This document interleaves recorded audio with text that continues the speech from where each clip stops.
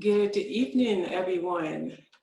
Welcome again to another installment of the Caribbean Israel Leadership Coalition's Zoom Conference 2020. And today's conference is titled Economic Intelligence for Leaders. And the theme for this installment is Economic Intelligence to Navigate the COVID-19 era. Before we begin, we want to open with a word of prayer. So if you can join me, let's go to God in prayer. Father, we thank you, O God, for bringing us to this point today, Father. We are humbled, O God, you have looked after us. You've kept us in our right minds. You've kept us healthy. You've protected us, O God. And Father, as we open up this session this evening, we are cognizant of your presence here with us. We thank you, O God, that you have given us men and women of ability to guide us, to inform us, to let us know what is going on around the world. And as we gather here this evening, I pray, O God, that our hearts will be in tune, our ears will be in tune, and what we learn here this evening, O God, that we will take it, O God, and we will use it within our prospective offices, our prospective governments, our prospective homes, oh God, that you will guide us and we will use this intelligence so that we in turn, oh God, can be strategic in our approach, that we, oh God, will not be on the defensive, but we'll be on the offensive, and that we will know how to operate in these times, oh God. So as we lift this Zoom conference before you, we ask that you take complete control, guide us, guide our hearts, guide our thoughts, oh God, and may everything that is spoken, oh God, here will be used, oh God, for the furtherance of your kingdom in these last days. We thank you once again for your presence. We welcome you, Holy Spirit, and we thank you for guiding us even now. In Jesus' mighty name, amen. Well, once again, we just want to welcome you to, as I said, the Caribbean Israel Leadership Coalition's Zoom conference. And today's conference, coming out of our first installment, we thought it necessary to give Mark Nuttall, who is a leading economist, more time to go through the economic outlook in 2020 and beyond. And as we said, this particular conference, the topic is economic intelligence to navigate the COVID-19 era. We would have His Excellency, Dr. Thomas, who is going to open up his presentation. And right after that, we're going to have Apostle Mario Bramnick joining us. And they will make their presentations, and then upcoming, we will have Mark Nuttall. At the end of the presentations from Dr. Andre Thomas and Apostle Mario Bramnick, we will invite Mark Nuttall to make his presentation. At the end of Mark Nuttall's presentation, we will open up for your comments, for your questions, and we have Pastor Amory Eversley of Divine Visitation Assemblies, and we also have Pastor Deidre Deacock, who's here with us, and they will be monitoring the comments and the questions at the end of each speaker's presentation. At this time, I want to reintroduce to you His Excellency, Dr. Andre Thomas. And I'm just going to pull up his bio, and I'm going to give you an indication of the work that he has done here in Barbados and around the world. Our co-host, again, as I mentioned, is His Excellency Ambassador Dr. Andre Thomas. He is the founder and the president of the Caribbean Israel Leadership Coalition, and Apostle Mario Bramnick, who's joining us. He's the chairman of the board of the Caribbean Israel Leadership Coalition. He's also the founder and president of the Latino Coalition for Israel. His Excellency Ambassador Dr. Andre Thomas is a visionary, bishop, economic leadership coach, thought leader, and prolific author. He has worked in the ministry for over 20 years, planting churches, holding leadership empowerment conferences, and building Bible colleges. He serves as the president of the CILC, an organization with a mission to drive initiatives and facilitate efforts to create greater and closer national ties, economic development ties, and faith-based ties between the Caribbean and Israel. He is a visionary and CEO of Caribbean Israel Venture Services, Inc., which facilitates Israeli investment technology solutions, and expertise to advance economic development in the Caribbean. Dr. Andre Thomas is the visionary and president of Faith and Wisdom Network, an organization with a mission to influence and empower people globally from the church to take world-changing ideas and solutions from concept to reality. He's also the visionary and bishop of DVA, a growing network of local assemblies that take people from bondage to greatness. He's married to his soulmate and ministry partner, Prophetess Nina Thomas, and has 2 daughters. At this time, we introduce His Excellency Ambassador Dr. Andre Thomas to make his presentation. Thank you very much. Good afternoon, everybody, and really, I welcome you to our Economic Intelligence Forum. This will be one of many forums that we'll have, and this is the forum to really kickstart everything. And it's a joy to have my partner and co-host, Apostle Mario Brandvik, with me. He's one of the major people responsible for Caribbean Israel Leadership Coalition. I remember having the conversation with him, and as he shared with me his leadership of this agenda and taking it to the Hispanic world. So it's just really great to have you with us, Apostle Mario Brandvik. It's also great to have Dr. Mac Nuttall. I'm really eager to hear what you have to say, and I really believe it's going to add significant value to us. Now, there's a statement found in the ancient scriptures, that's the word of God. It says, wisdom and knowledge shall be the stability of the times. And what is wisdom? Wisdom is an ancient word, Hebrew word called ukma.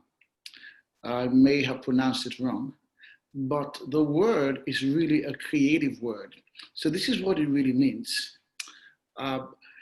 If you have done any type of building, think of building a actual kitchen, and you see a person you actually see the carpenter bring 5 sheets of plywood, and all you see is plywood.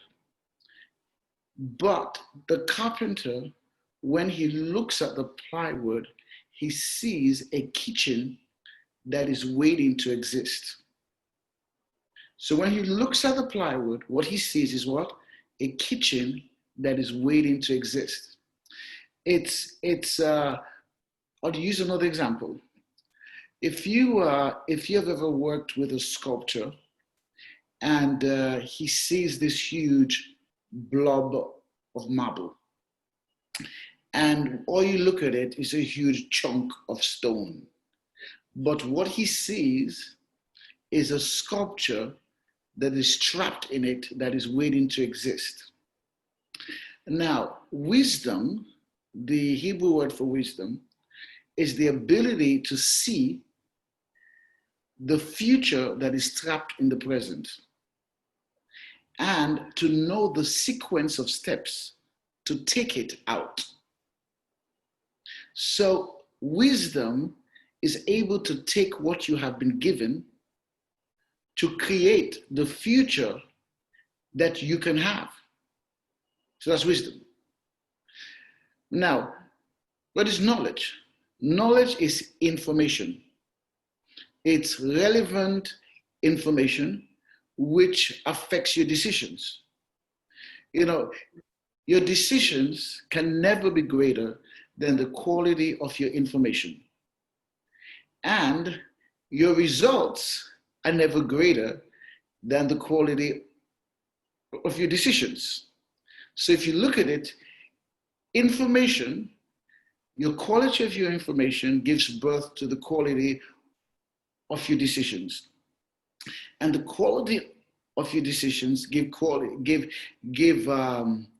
the quality of your results. Now, what is so significant is that this applies to individuals, this applies to families, This applies to corporations, and this applies to nations. It also applies to every facet of national life. It also applies to the economy. It applies to the economy. So right now, if you look at the economy of nations around the world, there are economies that are in significant trouble. More trouble they've been in the last 50, 100 years. Significant trouble. Now, if you look at it, you see a huge mess. You see a meltdown. Okay, that's happening. However, waiting to exist within that economy is a greater future. So wisdom looks at what is and sees what can be and knows the sequence of steps to bring it from, from potential into reality. Now, I've spent a lot of my life studying on how leaders transform nations. I've also looked at economic leaders. So in terms of what I teach the wisdom of economic leadership. And three of my favorite economic leaders, they're more. Okay, number one is the Chancellor of post-war Germany. Number two, Lee Kuan Yew. And number three, the president of South Korea just after the Korean War. Now, what they saw was a mess, but they saw what was waiting to exist. Now, I remember when the Lord really began to speak to me about the wisdom ministry that He gave me, and He shared this statement with me. Heard it in audible voice. He said, the problems of a generation will never be greater than the ideas and solutions within people born into that generation. Otherwise, I set up the generation to fail. Let me say that again. The problems of a generation will never be greater than the ideas and solutions within people born into that generation. Otherwise, I set up that generation to fail. He said, those ideas and solutions are within people in the form of an uncommon vision. He said, those ideas and solutions are within people in the form of an uncommon vision. What does it mean? It means that if a generation has to face a Goliath, it means that the generation will have a David. If a generation has to face an Adolf Hitler, it means the generation will have a Winston Churchill and a FDR, a Franklin Roosevelt. So for every generation, the challenges of that generation, God will never allow the challenges to be greater than the ideas and solutions within people born into that generation. So there's always a solution. There's always a way. Otherwise, He's set up to fail, and we should just stop praying and stop and just give up. Number three was the pivotal statement. He said, accept the wisdom in the visionary matches the vision. The vision, the uncommon vision, shall become the object of the visionary's frustration. I need to say it again. He said, accept the wisdom in the visionary matches the scope of the vision. The vision will become the object of the visionary's frustration. So many people have what I call a wisdom differential. They have a vision this high, but the level of wisdom is this low. So there's a wisdom gap. So they cannot create at this level. So wisdom is pivotal. And there's economic wisdom. There's economic wisdom because you sculpt a great economy. Now, let me just share 3 principles with you, and then I would leave. Okay. Now, as I've studied economies, I'm just really sharing vision here. I just want to inspire you. And so my purpose today, I'm really here more to inspire you and to let you know there is a way. As you look at your economy, there is a way. Now, if you look at economies from a leadership point of view, you need to understand, okay, this principle. The womb of a nation's thinking, listen to this statement, would either deliver its potential or abort its potential. The womb, I could say it another way, the womb of the thinking of the economic leaders of a nation would either abort its potential or deliver its potential. Now, I have noticed that there are 3 types of mentalities among economic leaders. Now, for purpose of explanation and definition, I term a leader in these cases as the princes of the nation, those that are in positions of influence that shape the future of the nation.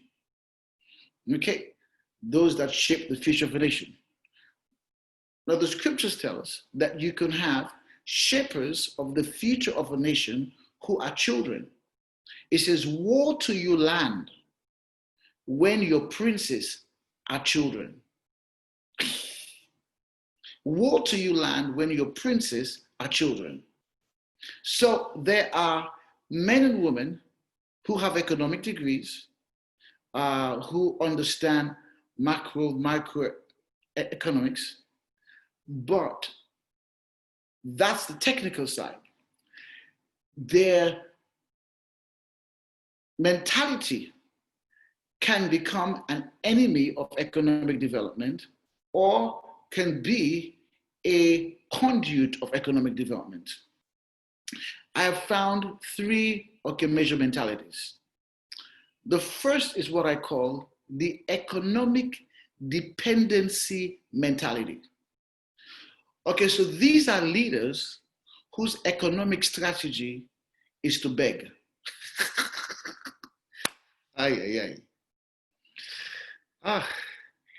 This is leaders who their economic strategy is to beg. And the economic strategy is to beg for nations that they perceive are more powerful than them, more economically stronger than themselves, and to really beg. But right now, begging has always been dangerous. But now begging has become even more dangerous, because now begging, the nations within the Caribbean, that their begging has caused their mother nations to say, if we give you money, you will lose some sovereignty. If we give you money, any more money, you're going to lose some sovereignty. And then there are other institutions that are saying, if we give you money, you'll have to affect social change. You'll have to change your culture. There are certain cultural norms that you have that we don't like. So you're going to have to change. You're going to have to adopt some laws, adopt some practices that are anti to your culture. But if you want that money, you are going to do that. So it's why I have a phrase called economic dignity. So when you are an economic dependent and you have that mentality, what it does, those that have that mentality, they see their future is alliance with and partnerships with international institutions, lending institutions, nations, and they focus on technical help and technical support. That's number 1. Number 2, you have another type of mentality that I've noticed, which is what I call the economic independent leader. Economic independent leader. Now, this leader believes that within my nation, I can mine the resources in my people, the resources in the land, and the resources in the sea, and the resources in our natural strategic relationships to provide economic dignity for my people. And my focus is to look and to mine what I have and leverage what I have. So you find these nations, they're going to say, we are going to have our own agriculture. Because why should we go to the port and every time we're seeing goods coming in and there's nothing coming out, when our people can grow our own food? We can educate our people. So you have a thinking that they have, because they actually believe that if they operate as economic dependent, then they become what I call a pawn nation. Oh God, a pawn on a chessboard. On the chessboard of geopolitics, you become a pawn nation because you have no economic independence. And so the leaders who have an economic independent mentality, then so I love that. And boy, do we need them. And there is a way. And the third thing I will share, the third type of leader, is the economic interdependent leader, who not only believes in economic independence, but also believes that my nation can produce a product or produce products that can add value to the international family of nations. That my culture has products, my country has products. Example, Lee Kuan Yew, looked after the military base, the American bases had left Singapore. The federation with Malaysia was finished. And I mean, there was, wow. I mean, where's the revenue stream coming? And he looked at his nation and he saw that there was a resource that they could mine, which was the strategic position of Singapore. And that Singapore could become an international transshipment hub for Southeast Asia and could become a manufacturing zone for Southeast Asia. And he positioned his country in that vein. He positioned his education system. He positioned his civil service. He positioned everything to move towards that, because he saw this is where we can add value. And we know that money follows value. So he understood the value his nation could bring. And he took the steps, to do that. That's economic independent, economic interdependent leadership. As I get ready to close, because I just wanted to inspire you today, I believe that Dr. Mark Nuttall is going to share some principles that, as the members of cabinet that are here, members of parliament, the business leaders that are here, I want you to know that the problems in your nation will never be greater than the ideas and solutions within people born and sent to that nation. Otherwise, God sets you up to fail. However, sometimes in the journey of nationhood, systems and ideas that have existed in the past expire. And new ones have to be created. And in order to do that, the demand of those times calls for innovative leadership. What is innovation? Innovation is thinking outside of the box of history to find new solutions to old problems, to outstanding problems. So thinking outside the box of the normal system, because if the system is not working, you got to think outside the box. If the system of finance in your nation, the system, the economic system of your nation, the pillars of that economy, like tourism, if those pillars are under stress like they are right now, then you've got to be able to think outside of the box and look within and try, instead of just trying to massage tourism, you keep it as a pillar, but you need to look outside of the box. And I'm going to tell you, there are many things out of the box, but it takes a leader who is not an economic dependency leader.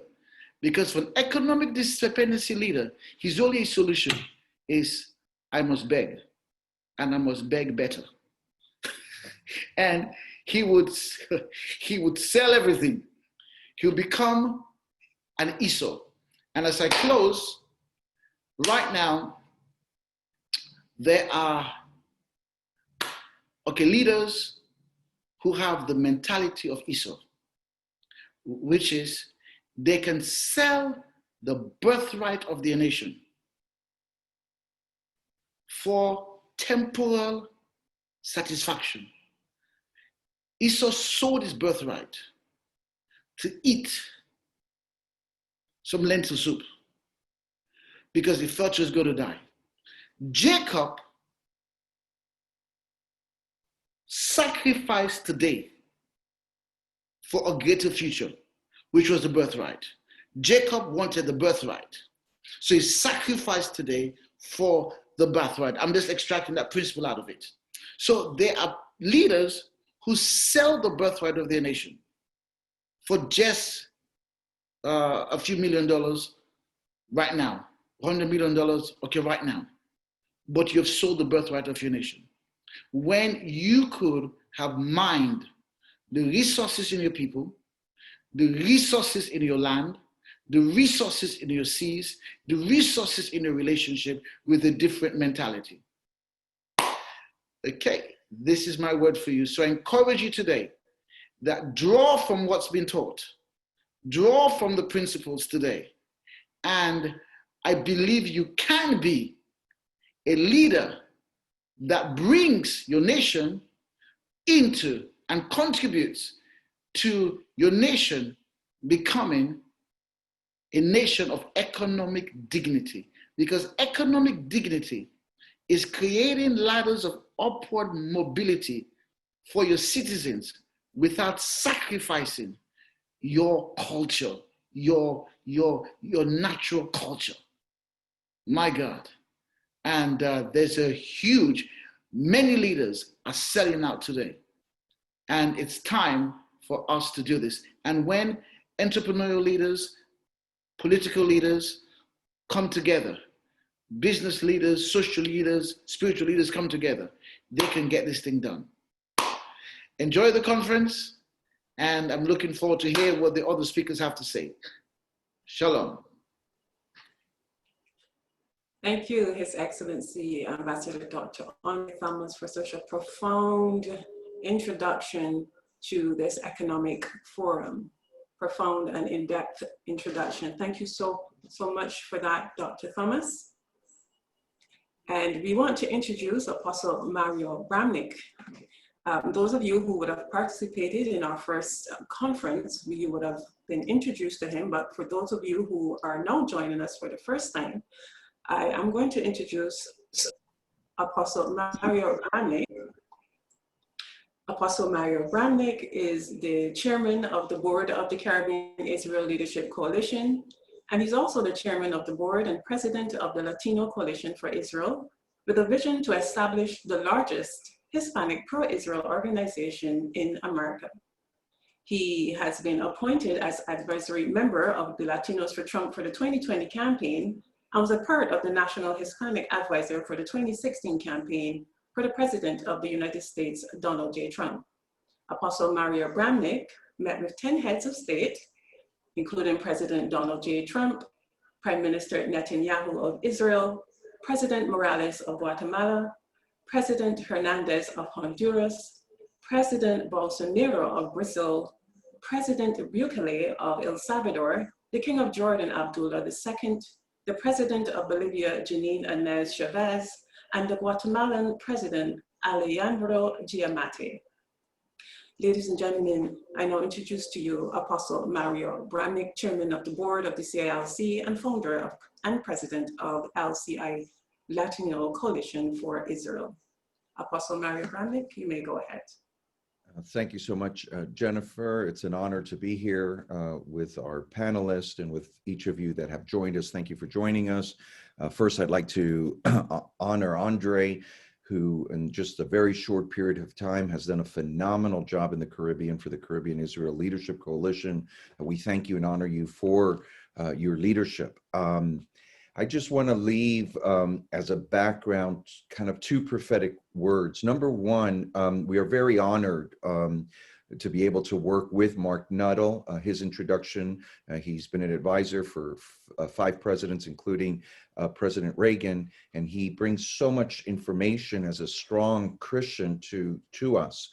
But what's interesting is the Lord spoke to us to begin to bring Mark with us on our coalitions of faith leaders and prophets as we meet with presidents of Latin America and pastors and prophets.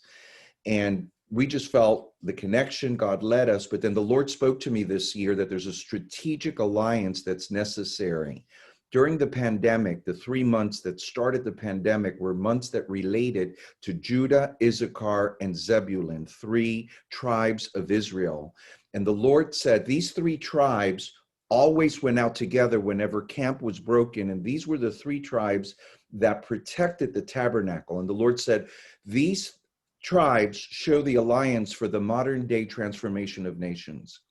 Number one is, Judah, which are the praisers. Those are the ones that discern and shift atmosphere. But it's not just Judah alone. Judah has to go with Issachar, which is the tribe that knows the seasons and times. Those are the prophetic people. But what I never realized is that Zebulun worked hand in hand with Judah and Issachar. Zebulun were the economists, the financiers. They actually made a pact between Issachar and Zebulun, where Issachar stayed home and studied Torah to discern the times and the feasts and the seasons. And Zebulun said, I'll pay you to find out what God is telling you. Tell us what God's telling you, and then we'll finance that and give the economic framework. So there's an important alliance that God's forming between true prophetic voices, between those that can open atmospheres for the Spirit of God to transform nations, but the economist was part of Old Testament strategy.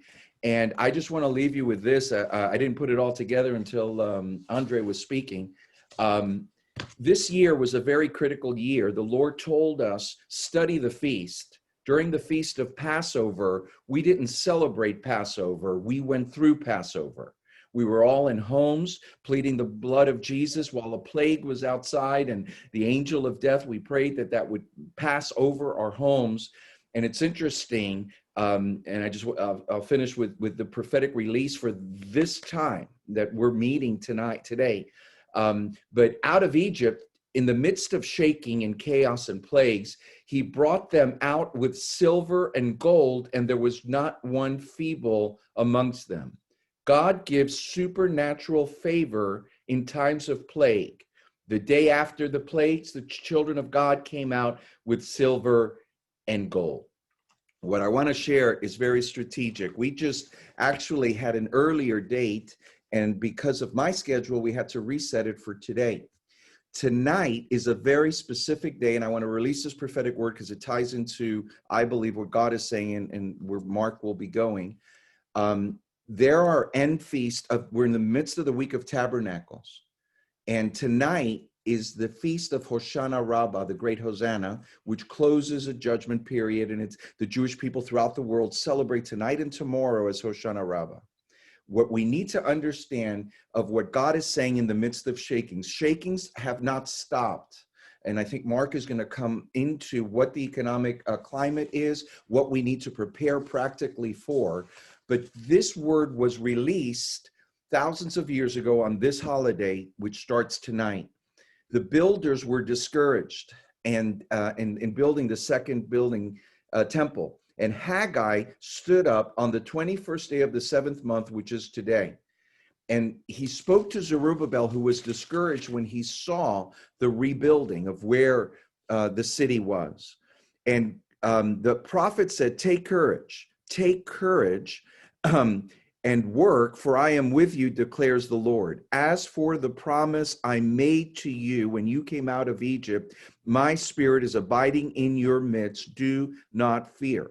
For thus says the Lord of hosts, once more, in a little while, I am going to shake the heavens and the earth, the sea and the dry land. I will shake all the nations, and they will come with the wealth of all the nations. And I will fill this house with my spirit, says the Lord. The silver is mine, and the gold is mine, declares the Lord. And the latter glory of your house shall be greater than the former. We declare that. We appreciate the prophetic groundwork that Bishop Andre laid and some of the prophetic words of Lance last time. God has a plan for the Caribbean, and God is saying that he's shaking all things. And that was literally declared on this feast starting tonight. And I felt that it's important because shaking, glory, and riches are tied in. God is shaking us from old systems of worldly economic structures into kingdom economy. And in the midst of it, God prospered Abraham, Isaac, and Jacob in the midst of famine when they ceased trusting in the world system and began to trust in the Lord. And I declare over the Caribbean nations, the glory of your latter house shall be greater than your former, that God wants to shift your nations, your leadership, your governments.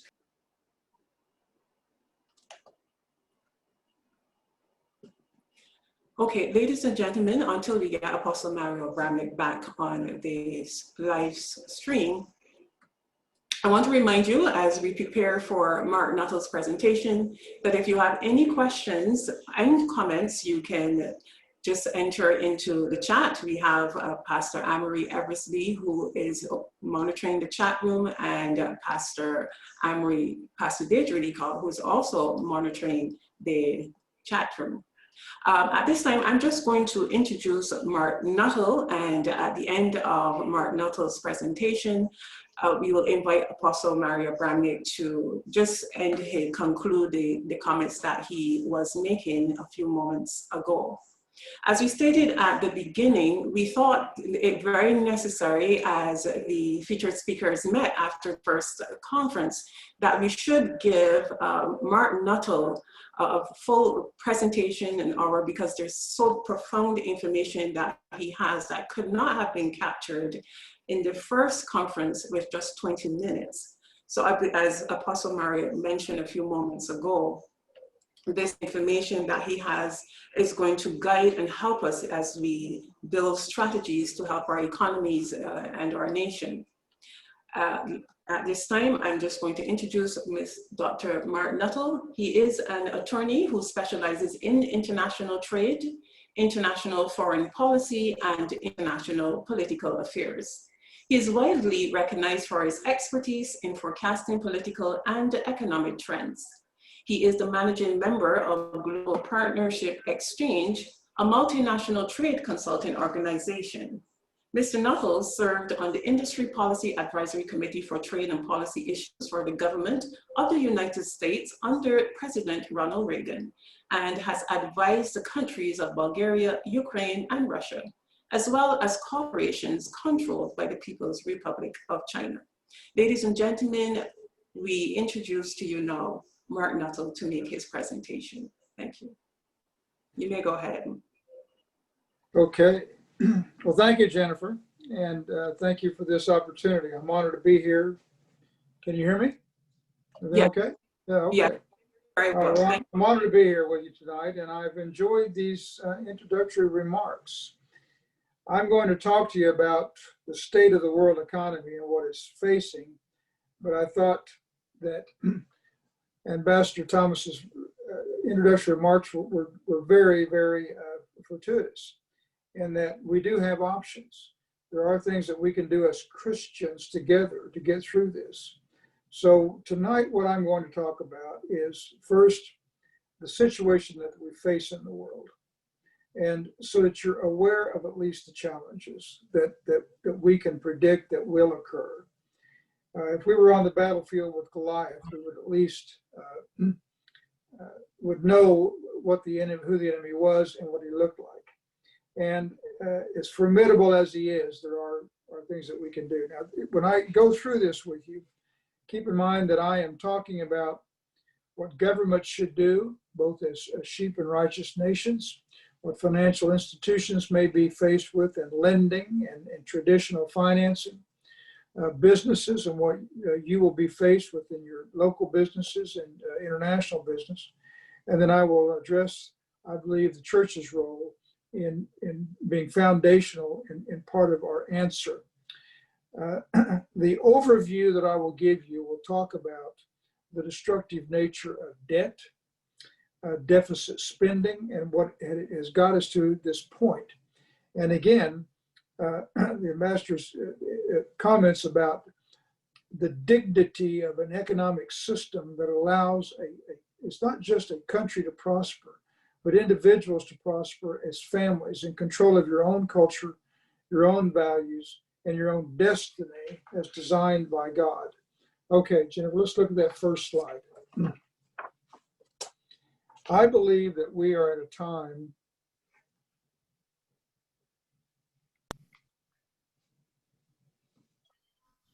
that we are presented with the opportunity of a kingdom economic transformation. Now, what do I mean by that? It's the title of my presentation tonight.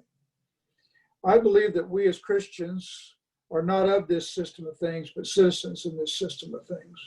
I believe that the Lord is going to give us opportunities to not only survive, but flourish as we operate in alliance with each other in these times without permits from governments or treaties, living within the system and the laws as they exist today. We need no favor. We need no attributes other than ourselves. Okay, the next slide. Thank you. I don't have to tell you how complex this macro world system is. Up until 1974, we lived in regional economic areas of the world. 1974 was the year that the world restructured after World War II, and we became a true global society. Since that time, our interdependence, our inner workings, both financial and supply chains, have been as phenomenal as any time in world history. Next slide. This is what is important for us as Christians to understand going forward. There are two systems of government in conflict today in the world: capitalism in the West and communism in the East. The bookends of the world are China and the United States. They account for 60% of the world's GDP and about 70% of its consumption. Nation states, and particularly smaller developing countries, will be forced to make a decision of which system they want to align with. And I'm here tonight to tell you that the biblical answer for the proper structure of a sheep nation is that nation which gives you choice, allows you to make your own decisions about where you work, what you produce, and what you buy, not one that tells you where to work. All assets of the world belong to God. In his infinite wisdom, he gives stewardship to assets. The state should have no say in that. If the state says who owns what and gives assets to people to manage pursuant to the state's vision, you counterfeit, short circuit, and disrupt God's personal connection and relationship with a man or a woman for their economic destiny. Now, the problem with the Chinese Federal Reserve is that it does not manage the yuan money supply. in any normal Western accounting procedure. They don't know how much money is out of the system. I did represent China at one time. I knew Deng Xiaoping personally. I helped them reopen the Shanghai Stock Exchange, and I advised them on their Federal Reserve in 1991 when they came out from behind the bamboo curtain. About the same time, of course, that the Soviet Union was collapsing. And I had this argument with Deng Xiaoping that if he implemented the Federal Reserve system that he was designing, that his currency would never be tradable in a free-floating exchange rate with any other Western currency. His response to me was that it didn't matter because 1.2 billion people in a communist system would do what they were told. Save when they were supposed to save, buy when they were supposed to buy what they were told to buy, work where they were told to work, locate where they were told to live. And in that controlled environment, that a Chinese system of communism with some access to business and exports, which the Soviet Union never accomplished, would flourish. Now, I rest my case 29 years later. Today, if China is the second largest country in the economy in the world, why is it that no one wants their currency, including themselves?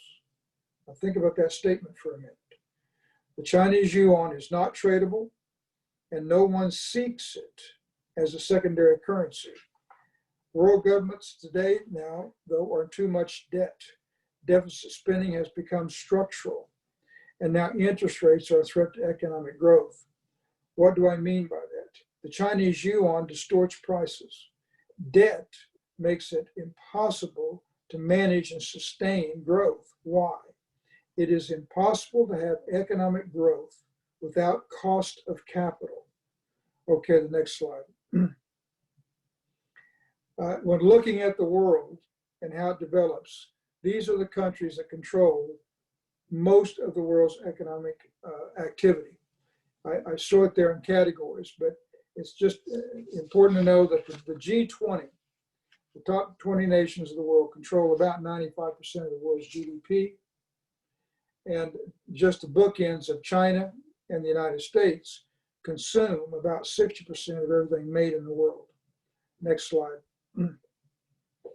China today is executing what I call Chinese mercantilism. It's actually mercantilism that was in the colonial period of the 17 and 1800s, where a country would come in, take the natural resources and assets of a country, pay the country very little for it, leave them with debt they couldn't repay, and then basically leave them with no economic dignity, as Andre opened with. The Chinese today will go into a country, offer them financing in yuan, which is their people, their assets, and their resources, and build a port, a road, or an airport, something like that.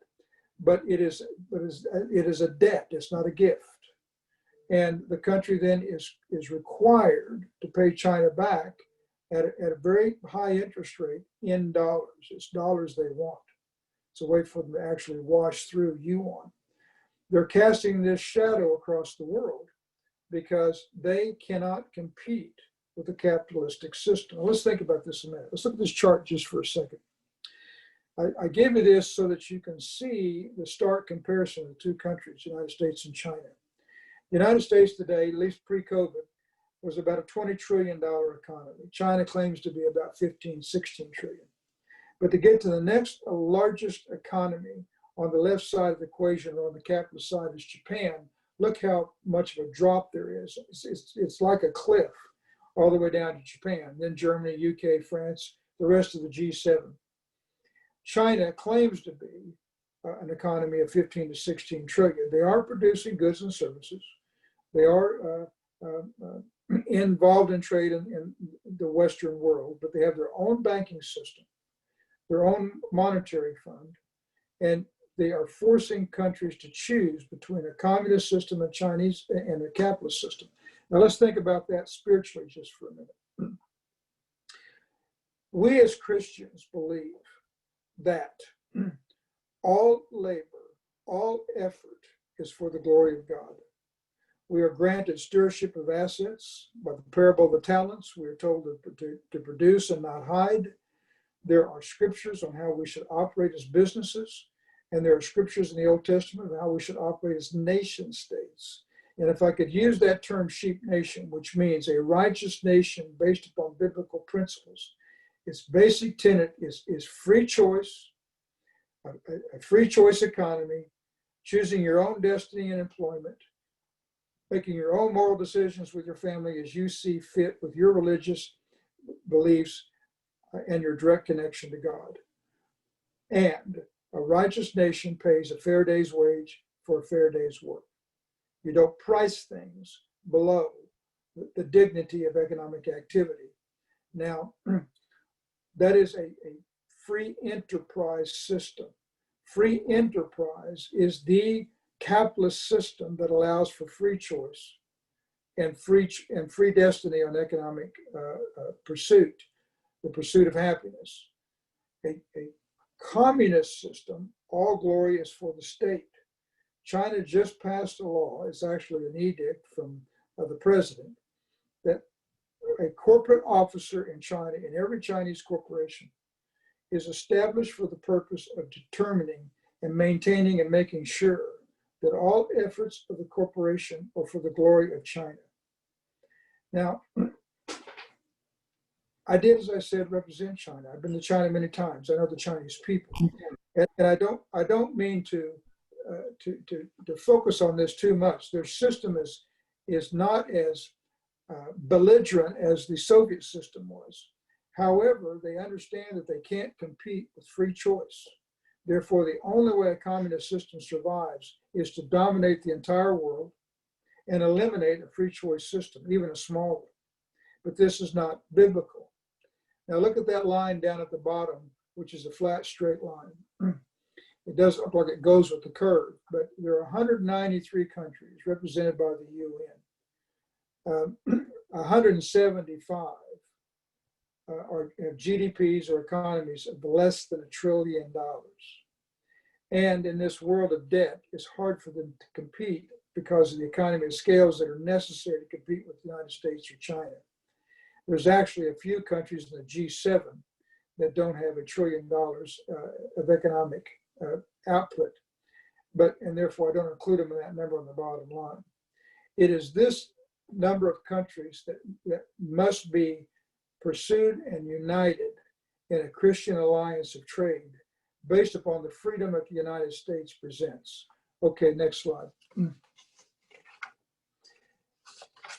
I give you this graphic to show that between the United States and China, you have two choices in what's called the economic age. Many prophets have talked about the age we live in being an economic age, meaning the next great conflict, if there is one, if there's war or conflict, it will be based and triggered on an activity of economics. It won't be military for military power, political power, religious power. It'll be for economic control. And that is the age in which we live. 172 countries are in a trough that they can't get out of, partially because of debt and because of what I'm getting ready to tell you about the dollar. Okay, the next slide. This is a slide that illustrates what the cost of currency should be in a world economy. Going back to about 1860, in this slide particularly 1871, and I brought these numbers forward for you to 2018. The cost of capital to a government should be around 4.2%. It can't be free.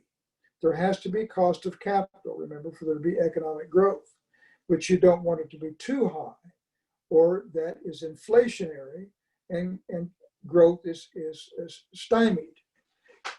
When a country is dialing up monetary control and trying to reach a supply of money that is stable, that is not inflationary or deflationary, they're looking for that 4.2% interest rate. Normally, 2 points on that for bank transactions, somewhere around 6 to 7% to get a car loan or a house loan. And then the 4.2%, also supports the bond markets and those markets out there that need a constant interest rate so that they can provide financing for cities and governments and other things that AAA bonds are required. So all you need to look at this slide is see the hard line, that's vertical line in the middle at 4.2%. Okay, next slide. I give you this to show you that all major countries are not just in financial debt for their countries, their sovereign debt, but this slide shows you personal debt, corporate debt, institutional debt, and the sovereign debt of their T-bills. And when you look at that and you see that Japan is approaching and has been over 600% debt to GDP. The normal formula for debt, total debt for a country, an individual country, should never be more than 70% of its GDP, and that is sometimes can be onerous. The total debt should never be more than 120 to 150%, all debt included. Okay, next slide. This is a work that Milton Friedman did that I believe explains to us where we are today. And then what I'm going to talk to you about the catch-22 on interest rates and why these decisions we have to make together on a trade alliance are so important. Milton Friedman was a great conservative economist of the Austrian school that believed that you must at some point manage debt, because why? You can't print and borrow money forever. Now let's think about that a minute. If, as the progressives would tell you, that you can print and borrow money forever, then why wouldn't you do it? You wouldn't need economic policy. You just need a council of advisors that would take requests for money every day and say, how much do you need? How much do you need? You print it and give it to them. If it was that simple. It's not. There are certain economic principles that cannot be broken. They can be bent, but they can't be broken. Number one, you can't print and borrow forever. Number two, you can't have economic growth without cost of capital. And this slide is work that really I took from Milton Friedman, that believed that of the world's total output of economic product, that the sovereign governments can never borrow more than 9% of that, or interest rates must rise. In other words, you can operate below it, and interest rates will operate independently. But there is a point where government borrowing crowds out the supply of money for the private sector, and interest rates must rise. In 2008 and 2009, when we first experienced this crisis of debt and toxic assets that caused the failure of Lehman Brothers and several banks in the world, quantitative easing was implemented. It's a process by where the government prints money, doesn't give it away. It's not inflationary. It's used to reliquify the banks to keep interest rates low. That was the purpose, and that was what their testimony was before Congress. The amount of money of quantitative easing was $600 billion. Why that amount? Why that exact amount? It was never explained. The Federal Reserve cannot be audited by Congress. But when you look at this chart on quantitative easing 1 in 2009, $600 billion was the exact amount of money that was required to meet the gap so that government borrowing was not pushed above 9%. And those two lines are 9 and 10%. If you don't do something and let interest rates rise, when it gets to 10%, which is the next line, world capacity to fund government deficits, things start to crash. We hit a debt wall in 2012. That's what this slide indicates. In that quantitative easing 2, then 3, and then it just was ongoing. And now the United States government and other governments around the world have been printing money, partly because of COVID and partly because of liquidity for banks. And we are there now, and we're in this zone since 2012 going into 2020, and now next year, that requires debt management and cost of currency, which I'll get to now in the next slide. Show me the next slide, Jennifer. Thank you. We now find ourselves in a catch-22 on interest rates. Every country in the world will face this. But if you're in a country of less than $1 trillion of GDP, which is kind of it's not a hard line, but a guideline of size of GDP that gives you independence on your currency and your gross domestic product, you find yourself in a catch-22. You can't have economic growth without cost of capital. Therefore, interest rates must rise. At the same time, as interest rates rise, you can't afford your debt.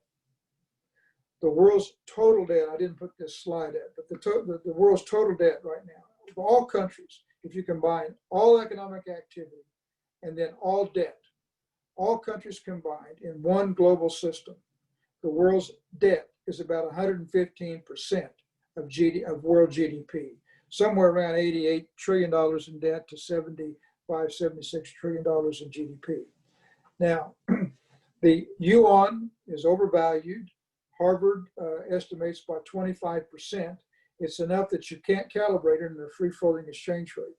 It's part of a basket of currencies, but it does not trade directly. The world economic growth now will be more exacerbated by the restructuring of COVID. The Eurozone indebtedness now is calling for let's talk about that in a minute, a one world socialistic system. And emerging markets find themselves caught in this trap, in this trough that I mentioned between the United States and China. Now, there's another thing that must be considered here. COVID has taken what may have transpired over 10 years, reform, restructuring, readjustment, and collapsed it into 1 year. Many businesses that have gone under or have closed for a while will never reopen. I believe that the chronic unemployment rate in the United States now is somewhere between 8 and 8.5%. There will be some industries that spike and do well.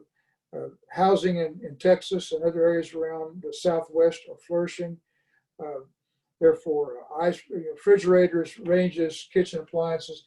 I mean, there are points of good news, but overall, the economy has not recovered fully, and most economists that I've talked to project 2024 before we're back to where we were pre-COVID. But what's just as important is to understand that many of the jobs that were there before are gone now. Automation will now be accelerated and take the place of some of the jobs. Trade alliances, freight forwarding channels between certain countries will be restructured. This is all going to happen in the next year to 18 months. The most important to a country like I'm speaking to tonight in the Caribbean, Central and South America, are analyzing what China and the United States need for exports. As I said, 50 to 60% of everything made in the world, all services, all products, are consumed in the United States and China. And as they go through restructuring, much of that demand will change. Products will change that in need. The supply chain is being restructured. Food and food services is changing as far as restaurants and commercial needs for food versus home use now. These are things that we have to think through together, and things that that you're going to have to face. Now, there should be one more slide. It's not with me. Let me see the next slide. That's it. I give you these two slides for you to contemplate what we're going to do in our time. In 1933, we know what happened. There was a Great Depression. Hitler emerged in Germany. He promised things to people that in an oppressed system that he couldn't deliver, but it caused ultimately World War II. There were ongoing sovereign disputes of nations at the time, primarily economic. The Treaty of Versailles from World War I put onerous restrictions on Germany that Adolf Hitler said that he would release the German population from. Europe was dysfunctional. So what happened? The transition and restructuring box is what was perceived was that business as usual would solve the problem. What actually happened? World War II. The thought was that, well, okay, let France face it first, they're closest. 72 million people died in World War II with that mentality. And third is the system will resolve itself. and it did destruction of Europe and manufacturing base, left the United States as the only world's manufacturing left, and the dollar then became the world's currency. There was a new world structure then that followed after World War II.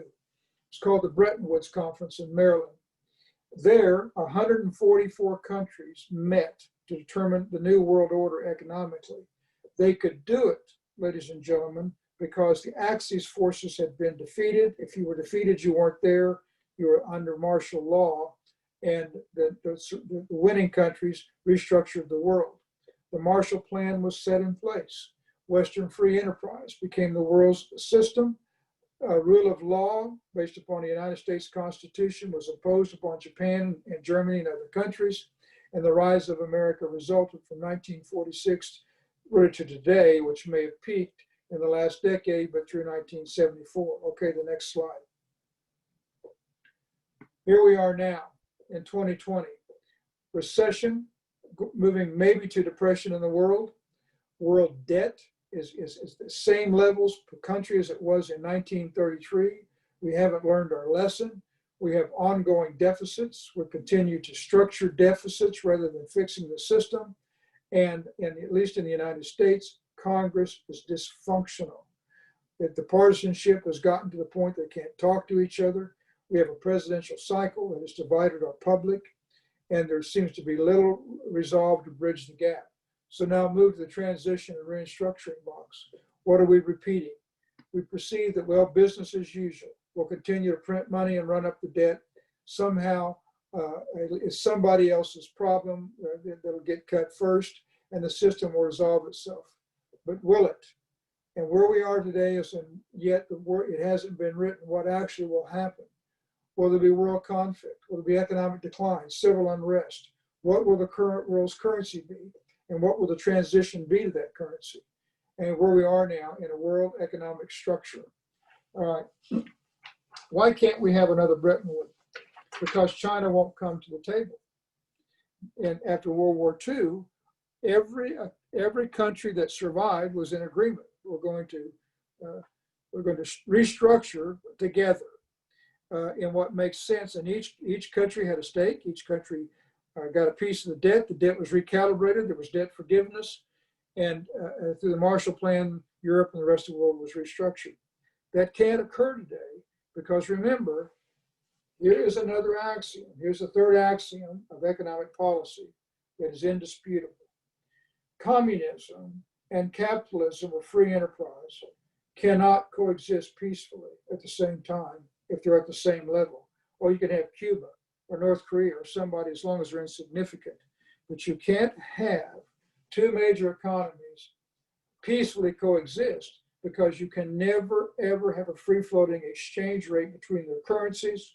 Therefore, you don't know what the goods and services in one country are worth in another, and there's always financial conflict. One has to win over the other. Now, we're not in competition with communism in the West because our system works. It is because it's based upon the biblical concept of free choice systems, a free choice economy. You choose. You make decisions for yourself and your family. It's not dictated to you by a state that interrupts God's purpose.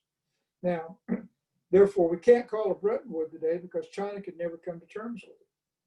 They could be at the table, but unless they want to reform, unless they want to give up their banking system, unless they want to join the World Bank or the World IMF and become transparent with the Western systems, you can't have another Bretton Woods. So now what's going to happen? Well, we don't know, but let me give you the good news. Okay, the next slide. The answer is a World Trade Partnership of principled nations. Nations which believe in the dignity of the individual, pay a fair day's wage, believe in free choice, believe that the family unit is the political unit for values, and will respect each other's culture. Next slide. A Kingdom World Trade Alliance is what is required. A new World Trade Platform will be initiated, established for a Kingdom World Trading System to efficiently manage sovereign country assets and private sector products for cooperative product development, targeting for markets for distribution and utilizing technology to eliminate corruption for the security of the transactions. Now, what is entailed in this is basically a respect for each other, and that what we produce is what we say we produce. What we charge for it is fair. Usury was illegal and immoral in the Old Testament. Not taking care of everybody who needed a job was not allowed. And one of the greatest concerns that a country or an Israelite had in the Old Testament was for the Levites to judge them as unfair. It was a fate worse than death. God had given them resources. They were managing pursuant to the Levitican code, and if they didn't, they were ostracized, and that was worse than being broke. And we among Christians have got to get back to those righteous principles where we respect each other, the cost of goods and services, a fair day's wage for a fair day's work. And when we do this, the world will come to our platform. They will want what we have, which is fairness and righteousness in how we trade. Okay, next slide. Phase one is to establish the initial membership of the trading system. The corporate structure is the Global Partnership Exchange, which I manage, and there's a World Council of Economic Policy, which is a 501c3. The World Council of Economic Policy was established to counter Davos, Switzerland, and the World Economic Forum. George Soros and the founder of the World Economic Forum, Klaus Schwab, have recently stated that they intend to declare at the next Davos meeting, scheduled in January, but probably now will be virtual and then continue to the summer. But at their 50th anniversary, they are going to declare the need and what they support for a one world socialistic government. Soros has gone so far to say that he believes that the United States is the impediment to world peace and order. Really, the United States, and which believes in freedom and righteousness and has at least laws of constitutional rights, we are the ones that are in the way of world order and peace. When the socialistic systems of the world have never worked in 6,000 years of recorded history, not one socialistic system has ever in the history of the world maintained sustainability. It has always failed. In fact, what they do then is move into totalitarianism, communism, and total control of the people without any freedom and any rights for your religious beliefs. But in a socialistic system, there's no small business by structure. This just doesn't fit in the system. There are no family-owned businesses. And then, of course, in a communist system, there's no private ownership to speak of, and everything is done for the glory of the state, not for the glory of God or for your individual purposes that has been given to you in your legacy with God. Okay. The World Economic Forum, by Thanksgiving this year, will take a stand, and it's taking a stand against Goliath because the world is moving toward this answer, and China is complicit in it, but they're not a partner. In fact, the World Economic Forum is being duped, in my opinion, that China will play along with it to the point that socialism is playing on their field, if you will. The more you can control governments, they do have 1.2 billion people and a lot of resources, and they will win on that game as long as the world is a socialistic world. As long as there's free enterprise, freedom, and free choice, they won't. But they'll let Europe propose that to the point that then it impairs you and it impairs the United States to stay free and move into a communist system. Okay, next slide. Phase one is to design and build a digital trading platform, operate an international air cargo airport, and establish a managed registry of Christian businesses worldwide. The first step is to document Christian businesses who believe in a Christian free trade system. Next slide. The World Council of Economic Policy will work with GPE to represent all nations persecuted by one world government and socialistic institutions. It will be the 172 countries in the trough that Europe and China will pursue, and we're going to fight for them with every ounce of strength that we've got. Next slide. The startup of this requires churches to organize as economic units, Christian businesses to register in the registry, and sovereign nations then to understand what they have to do to support churches and businesses. Number one, always pursue the free choice answer, maintaining free enterprise. There'll be government debt, there'll be government programs, there'll be government policy that have to be pursued. But let me make this point. The economists that I talk to, and I myself personally believe, what's going to happen in the next 18 months is deflation. The world is in such debt that there will not be enough velocity and growth in the economy to handle the debt. And therefore, in deflation, costs drop, but the currency, the dollar, will be harder to acquire. If you have debt as a nation state in dollars, it will be more difficult to pay off your debt because you will be paid less in the goods and services that you provide now, yet your debt and your interest rate will not change. Now, what do I mean by a church as an economic unit? This is something our churches haven't done yet, and it's a new idea, but it's one that we're trying out in the United States, and I'm going to introduce you to a partner that we have engaged in Bolivia that has been doing this successfully in Central and South America, and particularly Colombia. The church takes inventory, simply takes inventory of all the members of the church for how do they make a living. We don't want their list, we don't want the names, but the church should know that. I have so many people in this church, these are their families, these are their names, but how does each family make a living? And we are going to develop a process wherein they can categorize this activity in the church. And the church then knows what it needs to do to support its members for business and activity. When we have 3 churches in 3 cities doing this, that's critical mass. Cities close by, where they can then trade with each other, and we will build a platform to help them do that. So members of the church can find activities in churches close by. This is how the 4th century Christians did it at the fall of the Roman Empire. They organized economically, they helped each other in their needs economically, and helped each other through it by trading with each other fairly.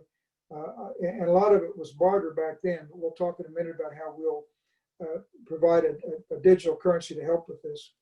Trading with churches. Once you have 3 cities trading with each other, you have 3 churches trading, you have 3 cities, that becomes the very basic underpinnings of a Christian economy in every nation. 3 churches in 3 cities, and it goes from there. Okay, next slide. Phase 2. Well, let me stop there before we get to that, because I want to introduce you to Irene Scaleci, who has been doing this. Irene is an independent operative that works in Christian logistics, government, and has actually had some success with this.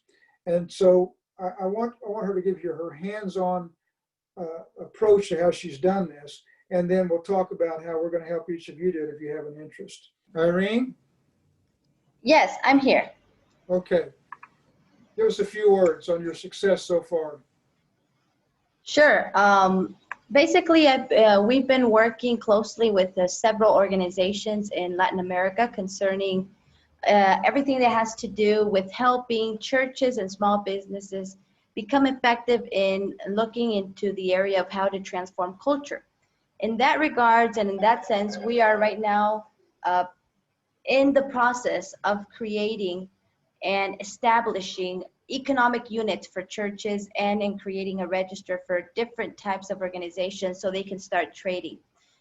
Based on what you've heard from Mark Nuttall, the world right now, in the direction that it's going, it's coming to a point where we need collaboration, and we need to create a place, an economic vote, where Christians will be able to find themselves in an environment where they can trade and become effectively in the area of economics, so we can overcome whatever circumstance can come concerning the economic crisis that seems to be something imminent that will come to the world. In that regards, basically, let me introduce myself, some of the work we've been doing. My name is Maria Squillaci, and I'm facilitating director for a couple organizations in Latin America. One of them is the Global Transformation Network, and the other one is also the Global Council of Nations. We are connecting high-level leaders in the areas of education, business, economics, in the area of church, and also in the area of politics and communication, for them to work together strategically and to create an ecosystem in which Christians start working together to solve problems in their cities and in their nation. Especially with the Global Council, we're working with 15 nations in Latin America, and we are starting now this project in the area of business and finance with Mark Nuttall, especially to build this ecosystem, economic ecosystem that permits Christians to have a place where to trade with other Christians and to improve their economy. This is also in a way a lifeguard in the sense of what can happen financially in the world, and to give alternatives for different types of channels where Christians can start investing. In that regards, another thing that we've been working hard in this regards is also to help Christians create effective political movements in Latin America. Latin America is very different than in the States, so we really help Christians understand how to move in this terrain. I'm from Bolivia, so I'm Latin, and so we help to create and establish these types of effective communication and effective strategy for Christians to be effective in politics in Latin America, since many Christians, when they try to get involved, they have very few experience or they lack worldview. Let me just kind of finish with these 5 reasons why I think Christians are not effective today as they were in the past. Number 1, Christians are not effective today as they were in the past because many Christians don't have a vision of what's going on in the world. They're not interested. Their vision is to go to heaven. So that's the one reason, and that's one area that we need to spread vision and help Christians understand that God cares about creation and God cares about what we do. The second reason why Christians aren't effective today is because even though they have a vision, or when they do have a vision, the second problem is they don't have a strategic plan. So basically they want to do something, but their worldview, they have not studied the Bible, what the Bible teaches of economics, of politics, and how to solve the problems the right way. So sometimes their strategy is not effective because they try to do it like the world or like they've been taught.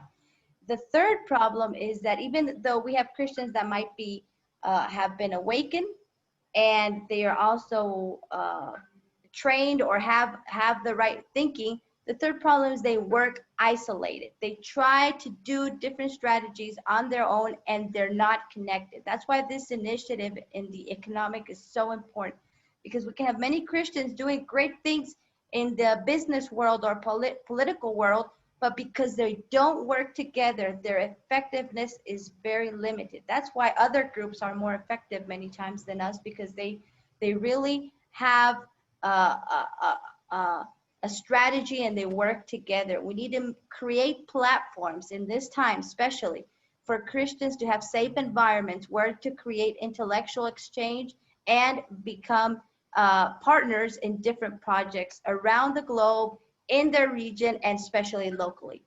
The fourth reason is that even though Christians are trained, they have a vision, they're trained, and they are working together. Many times when Christians work together, it's short-term projects. I mean, let's work just maybe, let's do a rally, or let's do a protest, or let's see if we can do something for a prayer meeting. But they lack a long-term plan and strategy, and big things take time to build. And we need to unite Christians not only to protest, but also to build, to work together, to teamwork, to have the right spirit in order to know how to collaborate among Christians in their cities, among churches, and also international. And the fifth thing is that even though we have Christians that might be trained have the right worldview, they're together, they're united, they don't have a financial system. In other ways, they have big dreams, but they don't know how to finance, and they need to learn how to become how to effectively create sustainable organizations, and also sustainable different projects.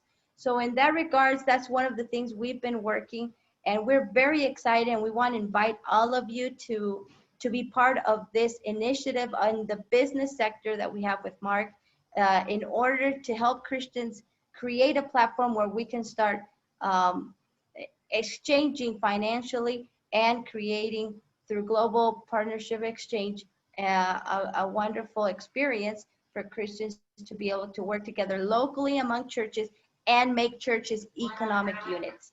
Let me finish with this. The importance of making churches economic units is the system that we believe the early church used to survive economic crisis. It's making the church the way and the media, the way in which Christians start to find the right people to buy and sell among, and making the money stay in the ecosystem among Christians. That is one of the key things that we're working on in the world. Let the money stay among Christian hands. We need to make sure that happens, especially with where the world is heading today. Inside the church, outside the church, inner churches, nation level, and obviously international level. So that's, we want to invite you, and we will send out an email. We have an email where you can register if you wish. Mark Nuttall can give you the email where you can register. And if you're interested, you can join this partnership, the Global Partnership Exchange. Thank you very much. Thank you, Irene. Okay. Jay, can I just keep going?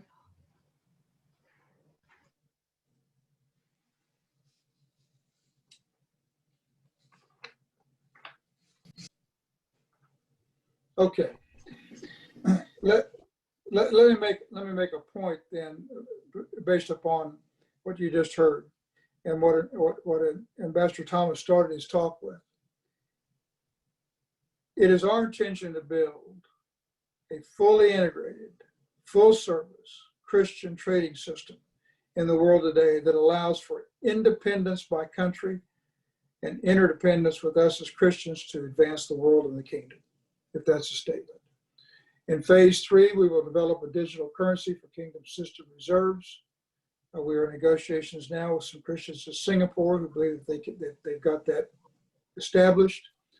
We will upgrade the business registry to remain the world's most technologically advanced and flexible platform.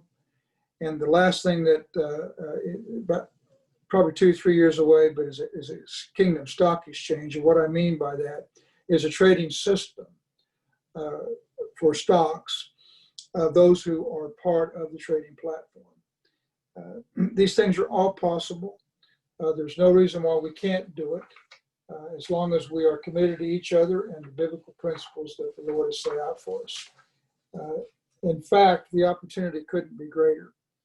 There are possibilities for new alliances that didn't exist prior to COVID.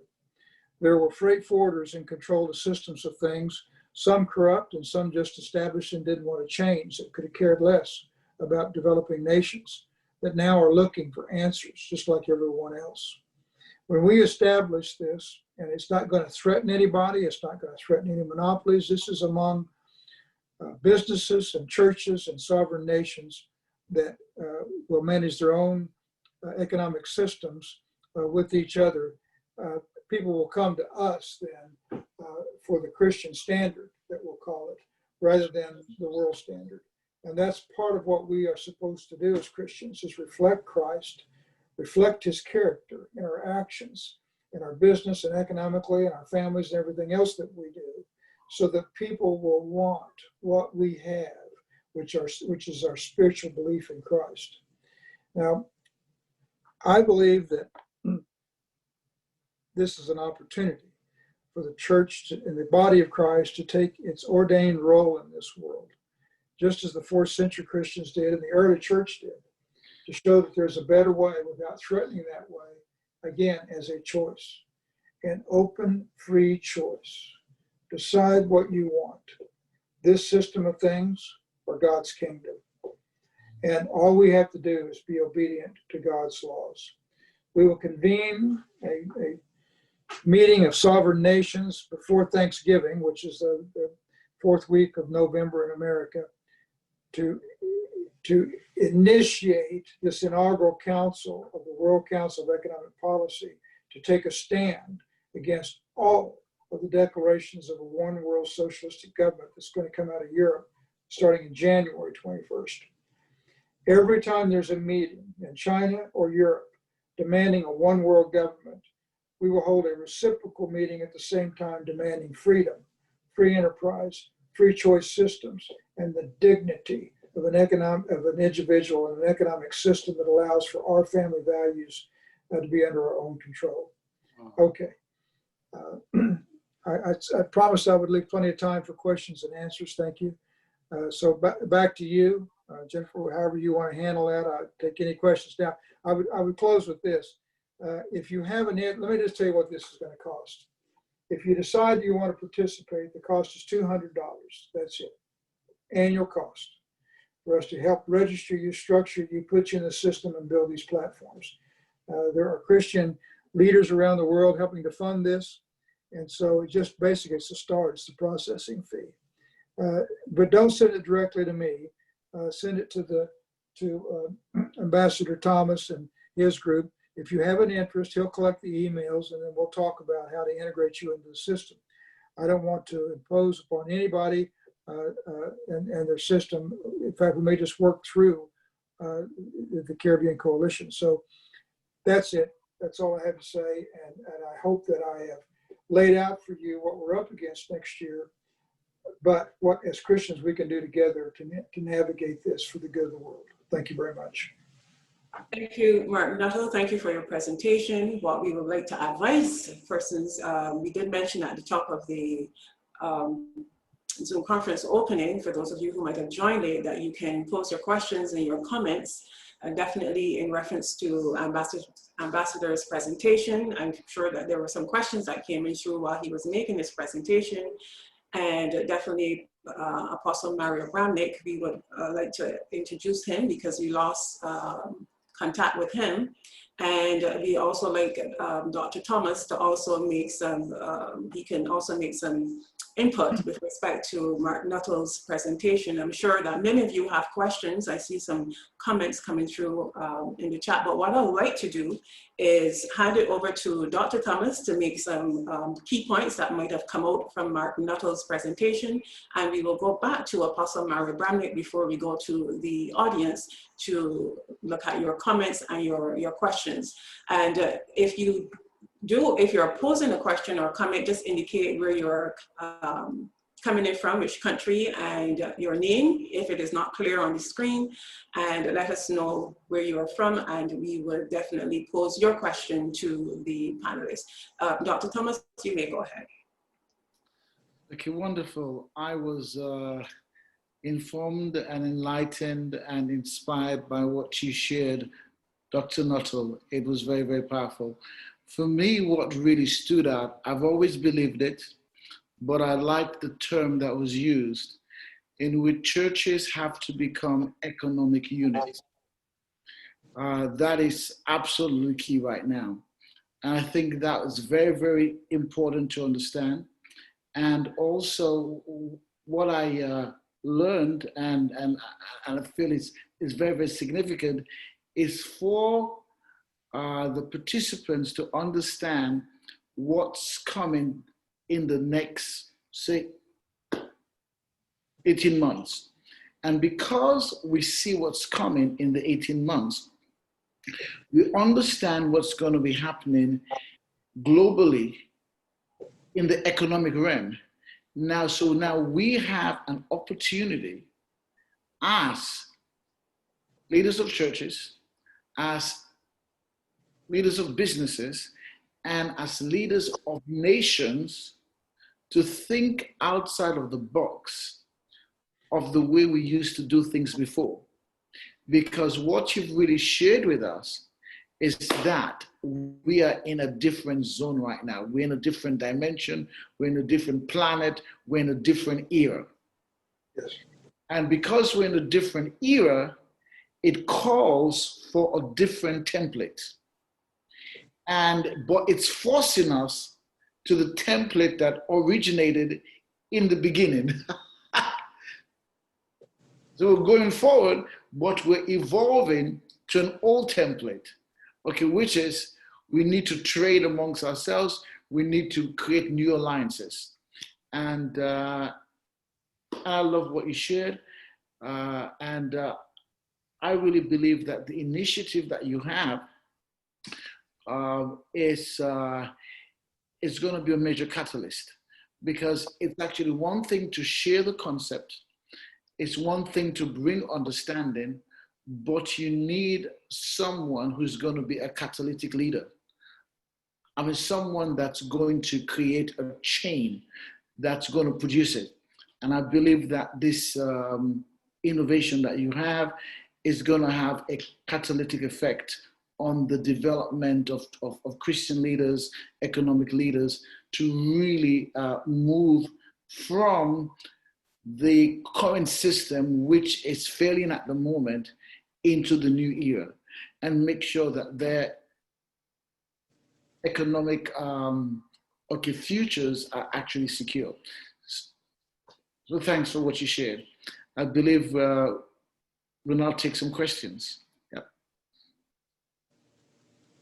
We have Apostle Mario Bramnick back. Are you there, Apostle?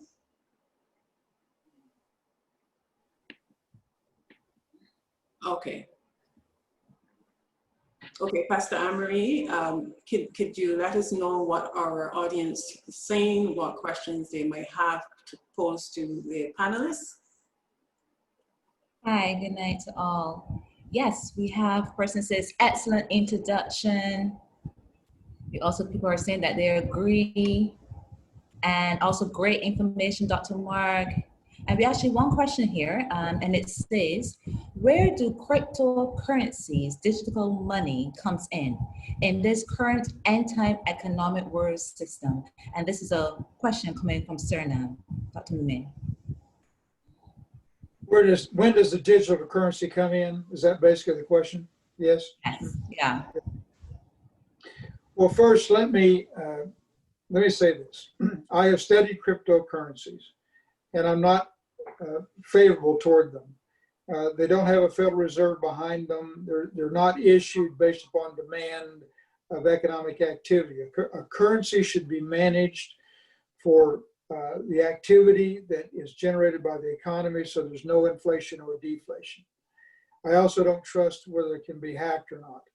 But there are 2 new stock exchanges that have come online where you can trade in these cryptocurrencies. And I believe that the demand of cryptocurrencies is based upon the lack of confidence in a currency. In other words, all countries are deficit spending. There is no gold standard. And even the United States, as large as it is, in my opinion, is mismanaging its currency, therefore spawning this fear of uncertainty. So I guess what I'm saying is that this idea of a cryptocurrency is unnatural, and it bothers me. A digital currency, though, is different, particularly if it's backed by gold. It has a unit measure. It has to be based upon something. What is a unit? Well, right now, most things are based on dollars, but if you didn't have a dollar, what would you say something was worth? So much gold. Well, gold is based upon what? So much of an ounce. Here's where I'm going with this. The dollar is still the world's currency. It is important that we establish this Christian trading platform and trade between ourselves as Christians in units based on dollars. Okay, so no difference. I mean, I buy a bottle of water from you, and it's $1, and it's at the same time in another ledger, 1 unit. So whatever happens to the dollar, we always know that this is worth 1 unit, say worth 50 cents with this pencil. So if the dollar goes away, then you've got units that you have confidence in on the value of something. Because when you get into barter trade, how do you know how many goats is worth how many camels? Well, you don't. and it's only dependent upon somebody's demand and need at that time for goats or camels. All right, we're going to get this unit established on ledgers, and we're all going to remember then what a unit price was. The idea of a digital currency, then, it's digital, it's not paper, it's not printed, it's all electronic, but it will have a gold coin behind it in a fractional reserve. And so that there's two things that will make it worth stable. One is that there is some commodity behind it that you can count on that gives it value no matter what. And second, you're not going to demand your gold all the time. Why? Because we're going to align with Old Testament biblical principles for sheep nations. We're going to honor each other's work and accounts. We're going to be fair in all accords. And in that, when I trade with you as a Christian, you're going to trust me in units. You're not going to demand gold.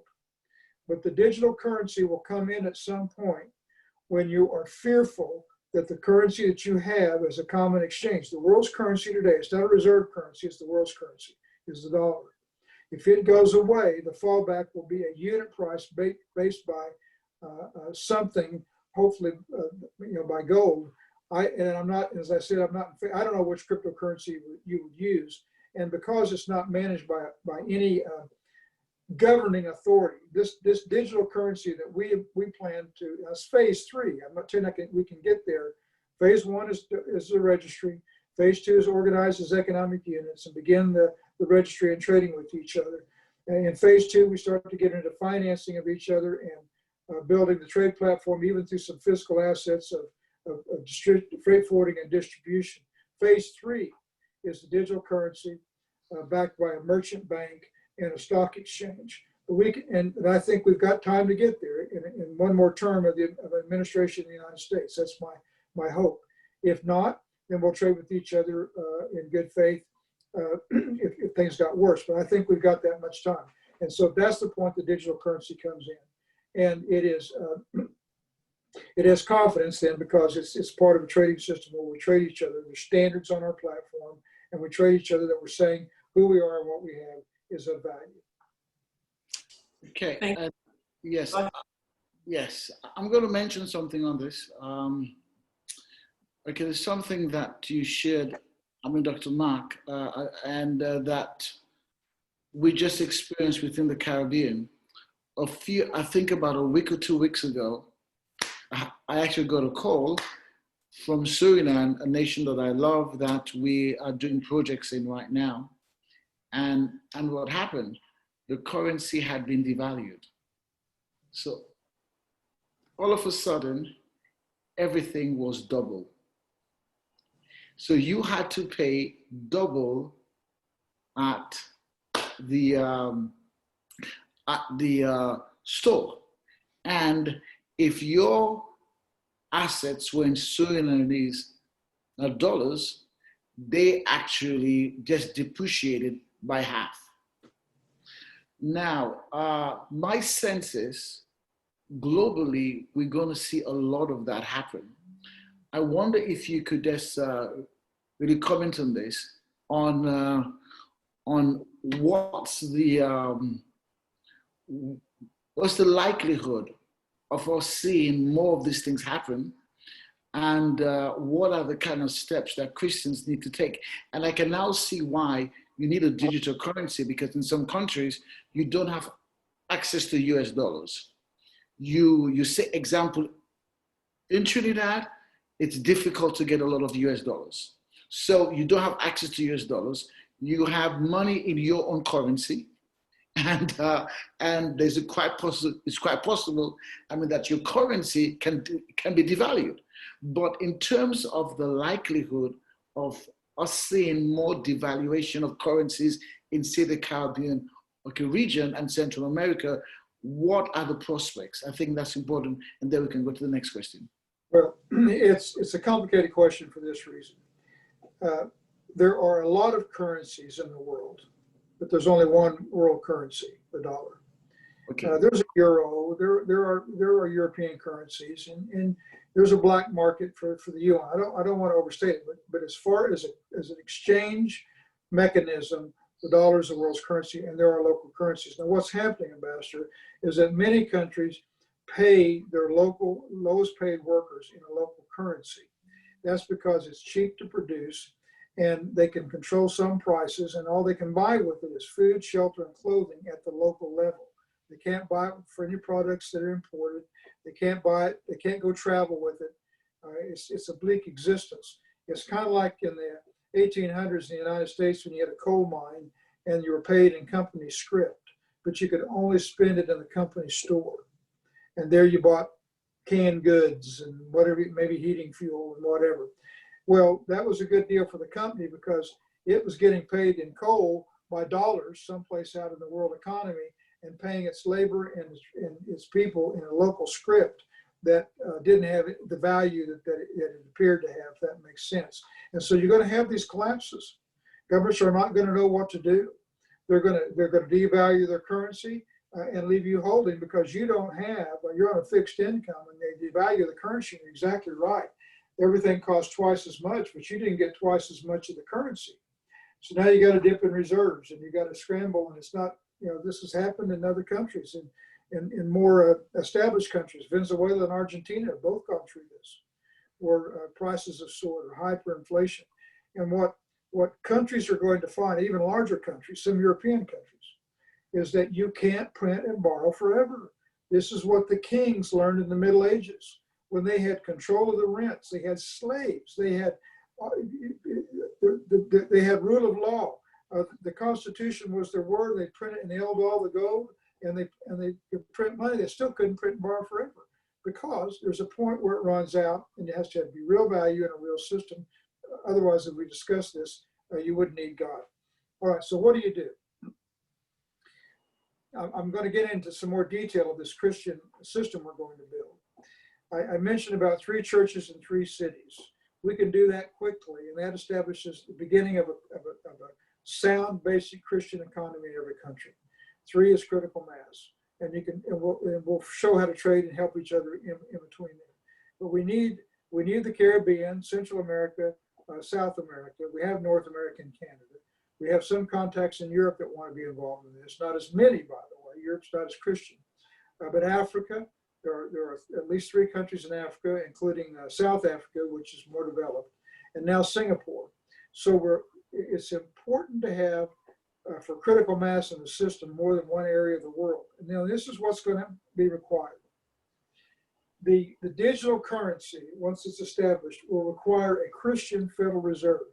How much gold do we issue for the currency? What is the fractional reserve system? And how do we guarantee the prices between the participants? So now somebody in this country that you just mentioned has a currency devalued. They can still trade with another Christian someplace else who will pay them the unit price based upon dollars before that currency was devalued. And then unless it's illegal to have dollars, they can get dollars into their system, or the Christian will pay whatever the value is in a currency they can spend there that's not devalued. And I also anticipate that when we put this council together to help each other, I mean, it will be a daily, not of every day, certainly a weekly decision of how do we actually manage the digital system and the trade system for somebody who's in trouble in Ukraine, let's say, versus somebody in Africa versus somebody in Central South America. We're going to manage this system. It's God's kingdom economic system. And we're going to take every tenet of the Bible that we've been trained, that we've read and we've learned, and what Jesus Christ taught us to take care of each other. And it's not charity. There'll be some charity, but it is financing. So somebody in that country, when that happens, and it's going to happen, Ambassador, you're right.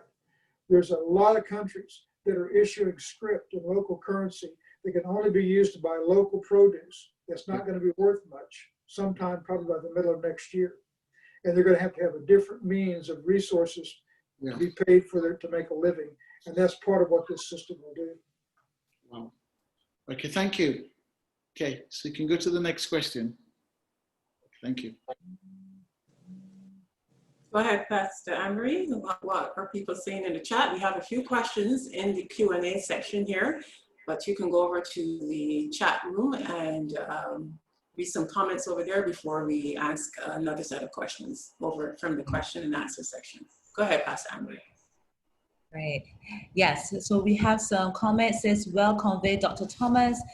Economic units for economic dignity. The kingdom is advancing. The Messianic church arising. We also have another comment that was said, this has been very enlightening. The PowerPoints for me is I truly, if we are Christians, move together as one body in Christ, we will be indestructible. But going back to some of the questions that we have inside of the chat, our next question here is saying, how do you think the outcome of the coming US elections will affect the global economic situation?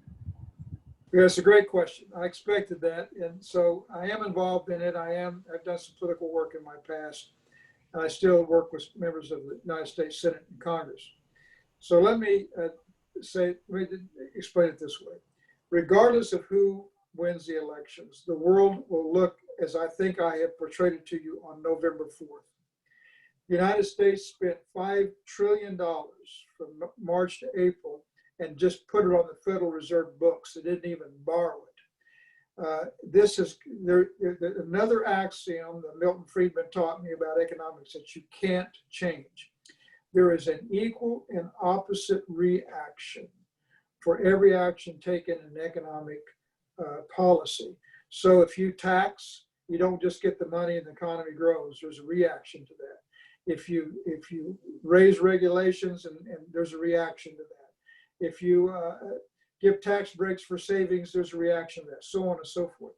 You print $5 trillion, which is $1 trillion more than the entire federal budget for 1 year in 2020. There's an opposite equal reaction, and we don't know yet what that is. And that's going to affect either president. Okay, now the outcome. Outcome one, President Biden wins. If that's what the polls indicate, right now the Republicans are holding the Senate by 1 vote. If that's the outcome, then you'll have conflict in policy. There'll be executive orders from President Biden. The United States will rejoin the Paris Accords, and he will be a member of Davos. He'll attend the Davos meetings. He believes in climate control and other things that would lead us into, I think, maybe even naively, into a one world government. And then this Christian platform will be an answer for countries who don't want to follow.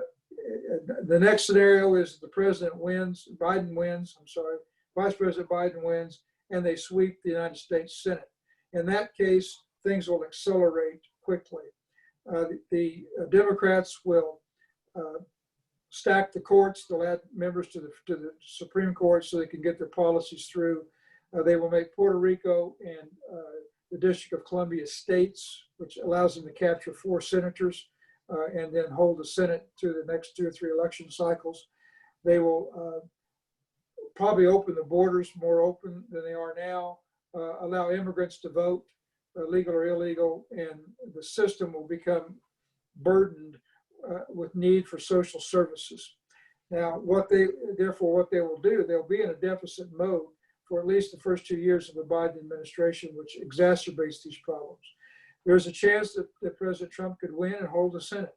If that's the case, they will be partners in, look, they will be partners in that they don't oppose anything we want to do as Christians. They will allow us to trade with each other, through open borders and systems. They'll allow us, because we don't need it, why not? There's a world trade system now between people from different countries. We're just going to make it more efficient, more ethical, more righteous, and more purposed in its outcome. And so we'll have a little more flexibility. But either way, these problems that I laid out for you on debt, deficit spending, the management of the Federal Reserve of the United States will not change that much the first 6 months. One other point about who wins the election. The Federal Reserve of the United States is not just the United States Federal Reserve, it is the Federal Reserve of the world. Brazil, India, Mexico have enormous debt, $1 trillion of debt, and denominated in dollars, and more than 100% of their GDP. They have to pay that back in dollars.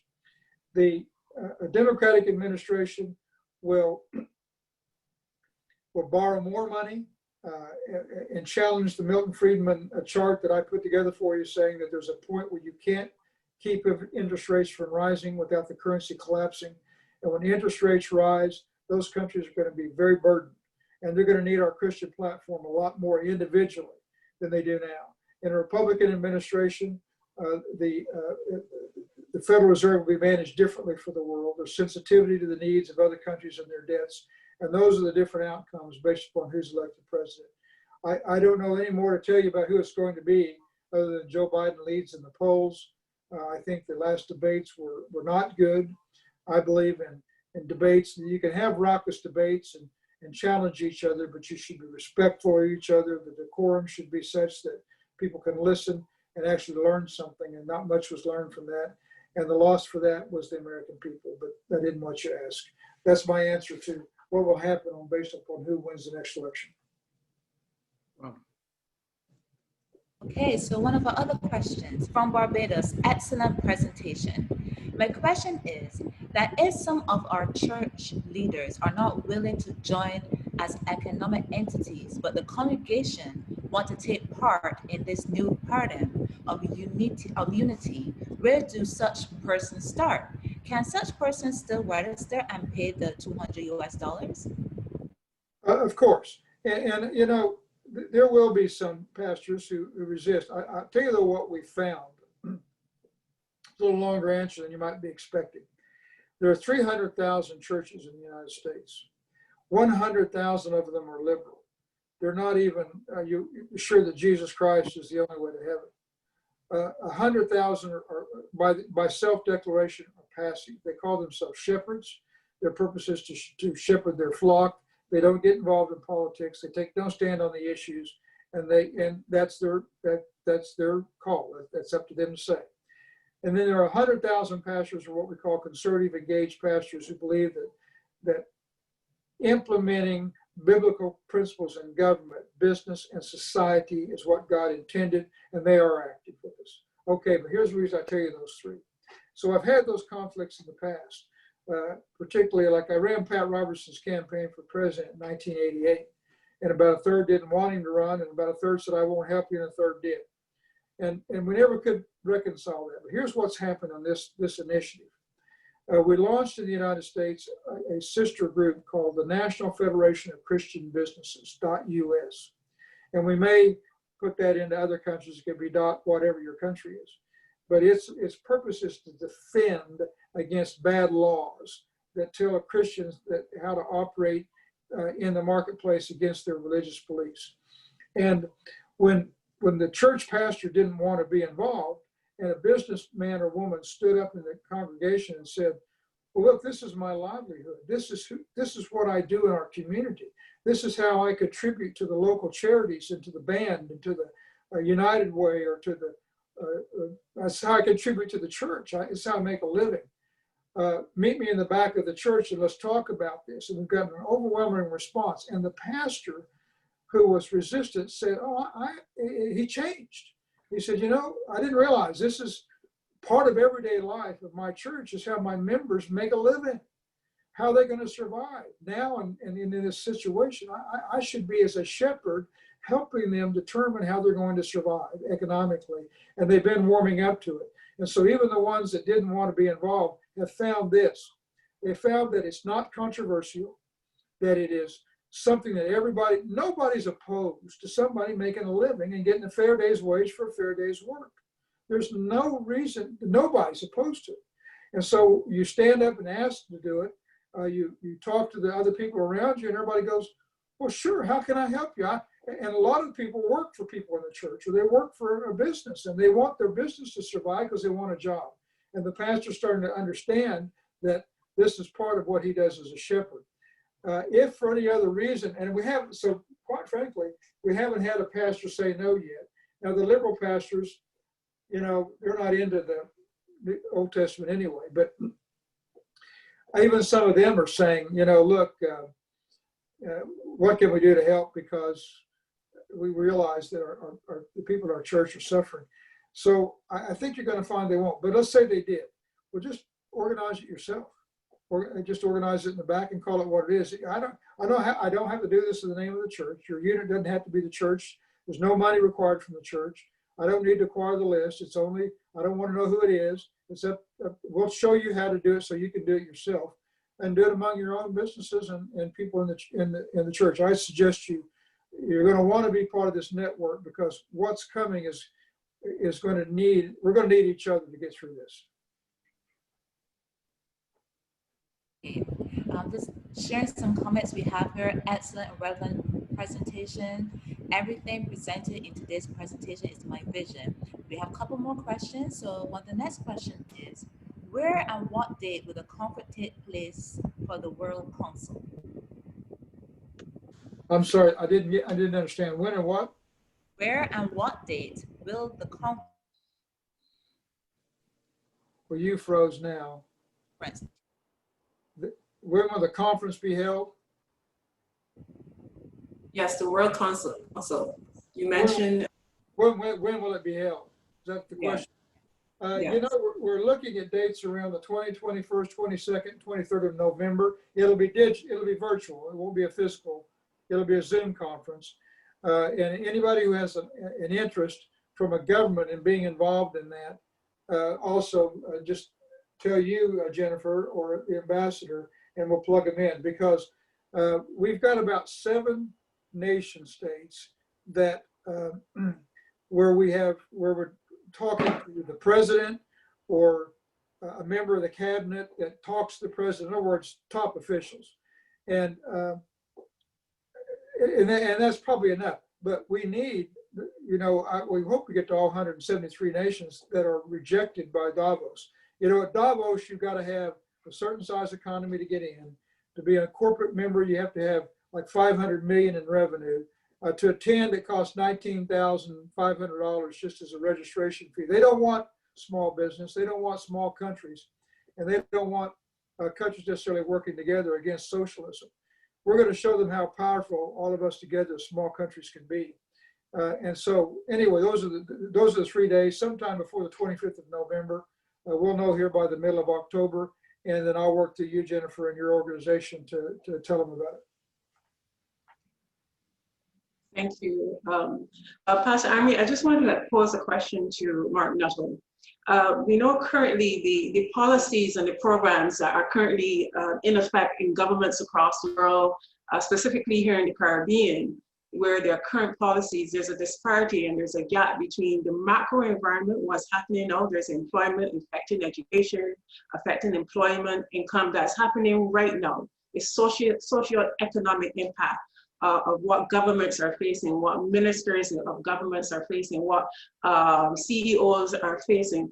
How can the church lend to the current deficit, what's happening currently? Yes, we've got all of these strategies that we are going to put in place. But what would you say to someone who's listening, who is in a ministerial office, who's running an organization, whose employees are affected? What can we do like right now? What can governments do? What can churches do right now to affect what's happening in homes, in schools, in businesses, in churches? Would you like to give us your insight? And obviously, Dr. Thomas can also offer some insight there as currently what's happening in the economy and affecting people in nations. Sure. Well, Jennifer, it's a huge question. Now, when my goal to glorify God would be that of all of this pain, this anxiety that's being brought on to people and probably will be intensified, is that they become of mind that the church is an answer. Again, I keep referring to the 4th century church to follow the Roman Empire. Governments collapsed everywhere. There were dark ages came after that. It took a while to get through it, but there were marauding gangs and all sorts of things going on in the countryside, and people literally hid behind walls. But if they could just find a New Testament Christian church, they knew they would at least could get some help before they collapsed. There was a Roman historian that wrote a piece that I quote from. He's a secular historian, a published historian, whose headline was that he was condemning those, and here's what he called those godless Galileans who didn't worship Roman gods and worshiped one God, was doing more for Roman citizens than Rome was. Now, what did they do? They first organized as economic units. They found where their surpluses were, and they were open to anybody who came to their doors without question. You didn't have to pass a test to get in the door, whether you were Sumerian or Jew or Philistine or Roman or Ephesian or whatever you were.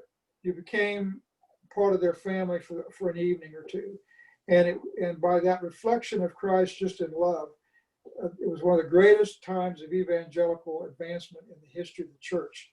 Okay, but your question is more fundamental even than that. The church is not established to replace the government because we've allowed that to get away from us. In other words, I even in my own country, I think, how did this happen to us? I used to represent the state legislature of Pennsylvania, and up to 1984, the state legislature wouldn't pass a budget on its own education for public education until the Catholic Church told them how much they were going to put into Catholic education. Now, regardless of whether you like Catholic education or not, my point is that the church was educating a large percent of the public. There were church hospitals, church nursing homes, church retirement homes, and we delegated it and kind of let it get away to the state. And now the state's out of control and they don't know what to do. Look, there's no easy answer. I think the first thing you do is you organize what are your resources. That's part of an economic unit that we'll teach in this template. This is how you get organized with the resources you have. And you may be surprised at combining with two other churches in a local area. I mean, I say local, within, a drive, so that carpenters, electricians, and plumbers can all can share in services back and forth. I'm not talking about foreign trade yet. You may find that in the combining your economic base, you have more resources to give away. And then in the compassion of how you use your resources in education and hospital care and food, shelter, and clothing, that has been the purpose of the Church of Christ for centuries. So it first starts with organizing more than one, finding critical mass between more than one church. As Irene said, don't do it in an isolated manner. Look around you, and let's get this economic unit in place for this government system that is the kingdom transformation system. And then in that, we'll find more to give away, more jobs that we can produce, and more that we can do to help each other. But we got to start someplace, and it starts with identifying what we've got that we can leverage off each other. Thank you, Mark Nuttall. Pastor Anne-Marie, any more questions, comments? Yes, there are some more questions. We have a question. Sorry, and then we'll go to Dr. Thomas for his insight on that question and Mark Nuttall's response. Thank you. Go ahead. Thank you. So the question is, how can we get our nations to attend the World Council? How do we get more information on the council? Well, first, we will publish an agenda and more about, we're basically, our purpose is to defend free enterprise as a government system for prosperity. That's our mission statement. We stand against a one world socialistic government and certainly a communistic government. We teach what I call sheep nation curriculum. What does it mean to be a righteous nation? How do you facilitate a fair day's wage for fair day's work? You stop worrying about whether corporations are getting tax breaks. You let them do what they want to do. It's, as the ambassador said, it's a different way to think. It's a different template. You let certain entities and corporations do what they do, and you worry about those that need help at the lower end, and you allow free choice based upon Christian principles to take heed. And we'll show you those things and teach you those things. We'll come back to you through this organization, through Ambassador Thomas and Jennifer and others, about how you can get to the council. And we'll give you adequate time to apply. Now, As far as your nation state, we'll start with sponsoring countries. And let's say that you're a cabinet minister or a member of Congress, and your country hasn't decided they want to stand against Davos yet. And I'm not asking them to stand against Davos. I'm asking every country to stand for its own independence and its own control of its own destiny. I'm asking every country to take charge of its own people and the economic dignity that they deserve, which they won't get from socialism and certainly from European socialism telling you what to do. So we'll give you those talking points. Let's say you're an elected official or cabinet minister and you believe in this, but your government doesn't. We'll invite you as a guest. Your government doesn't have to sponsor. You can be part of our alliance and council, and we're going to have sponsoring nations to this, and then you can join as a guest member, and it won't cost you $19,000. I assure you that. Thank you, Mark Nuttall. Dr. Thomas, any input here? Before we go on to our next question? Now, we will provide all the information to people. We are very excited about this. We believe that this is one of the solutions that heaven has for the problems in this generation. So we are definitely going to make the people aware of this. Absolutely. Thank you. Thank you. Yeah.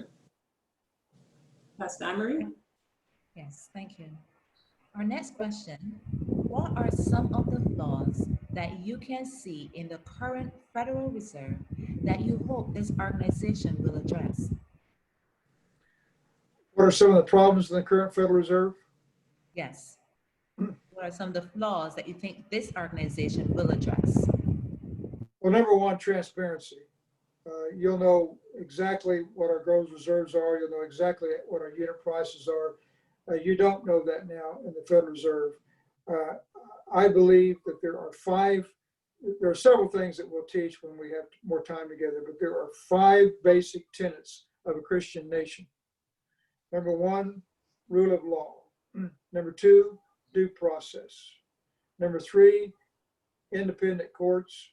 Number 4, an independent press, free speech. Number 5, transparency. Notice I didn't say democracy. Ancient Israel was not a democracy, but democracy is the best form of government, as Winston Churchill said, except for all others, and the worst form except for all others. I believe in democracy, but I believe in those 5 principles of a Christian nation. And so in transparency, you'll know where the money is, where it goes, the decisions that are made, why. There'll be no special interest, no favors. It'll all be based on formulas of production and productivity.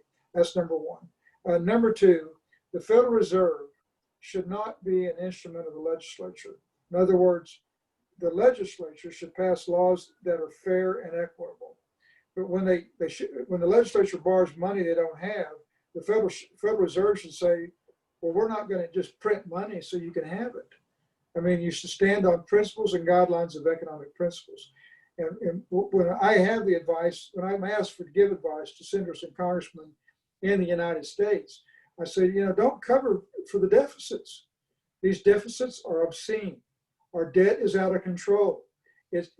Whether you believe like I do as a Christian that it's non-biblical, doesn't matter. Milton Friedman was Jewish. I mean, and he's my mentor. I'm telling you, it doesn't make any sense. You can't print and borrow forever. Put a stop to it. So the Federal Reserve should stop being a ploy and of catering to what the legislature wants to get somebody elected. And then the last thing is that a Federal Reserve is there to manage the currency for the efficiency of the system. In other words, you want a stable currency, in this case, a digital currency backed by gold, that will allow for a man or a woman to have a job and produce something.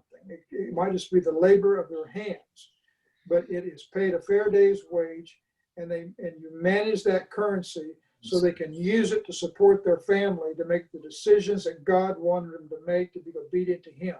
That's the purpose of a righteous Federal Reserve, and hopefully those are the flaws that we'll correct.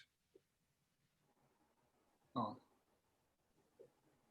And our last question at this time is, what can church leaders say to their people to convince them to join the proposed Kingdom Christian World Economic Platform? Well, one, it's cheap. Doesn't, I mean, $200 is nothing. So we're not trying to, we're doing this on mass, not on each transaction. Once they join, it will be, it's not exclusive. They still do whatever else they want to do. It's not, they'll just have to trade with us, trade with anybody. And then they're going to find out that this platform is cheaper, more efficient, cuts out the middleman, eliminates some corruption in the system so they can get their product to market and make more money. That's the point you make to them. And then just have them examine it. I mean, we'll stand on our own credit and our own merit. This isn't a charitable operation. And neither was it in the Old Testament. This is God's resources used for God's people to pay fair prices and make a fair profit. And when we do that, they benefit. Why wouldn't they do it? And if they don't want to do it, they got something, they're hiding something. And that's fine. They don't have to make the decision. Maybe they don't want to be part of a Christian platform. That's their choice. But there will be every reasonable expectation on why they should join it for their business and to help their church.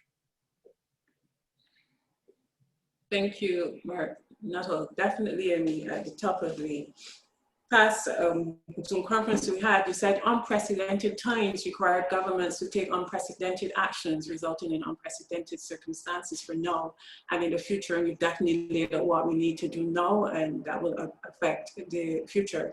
At this time, I want to, if you don't have any more questions, I don't see any more questions and comments coming up in the chat room or in the question board.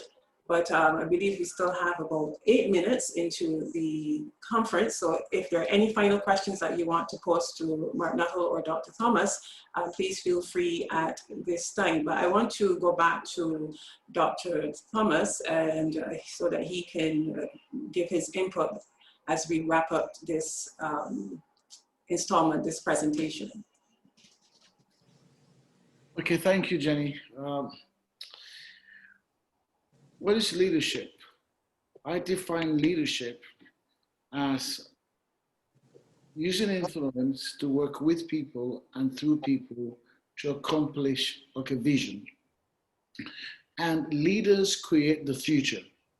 Now, we are at a juncture in the evolution of nations that none of us planned for. It's quite obvious that COVID-19 is more than a virus that kills people.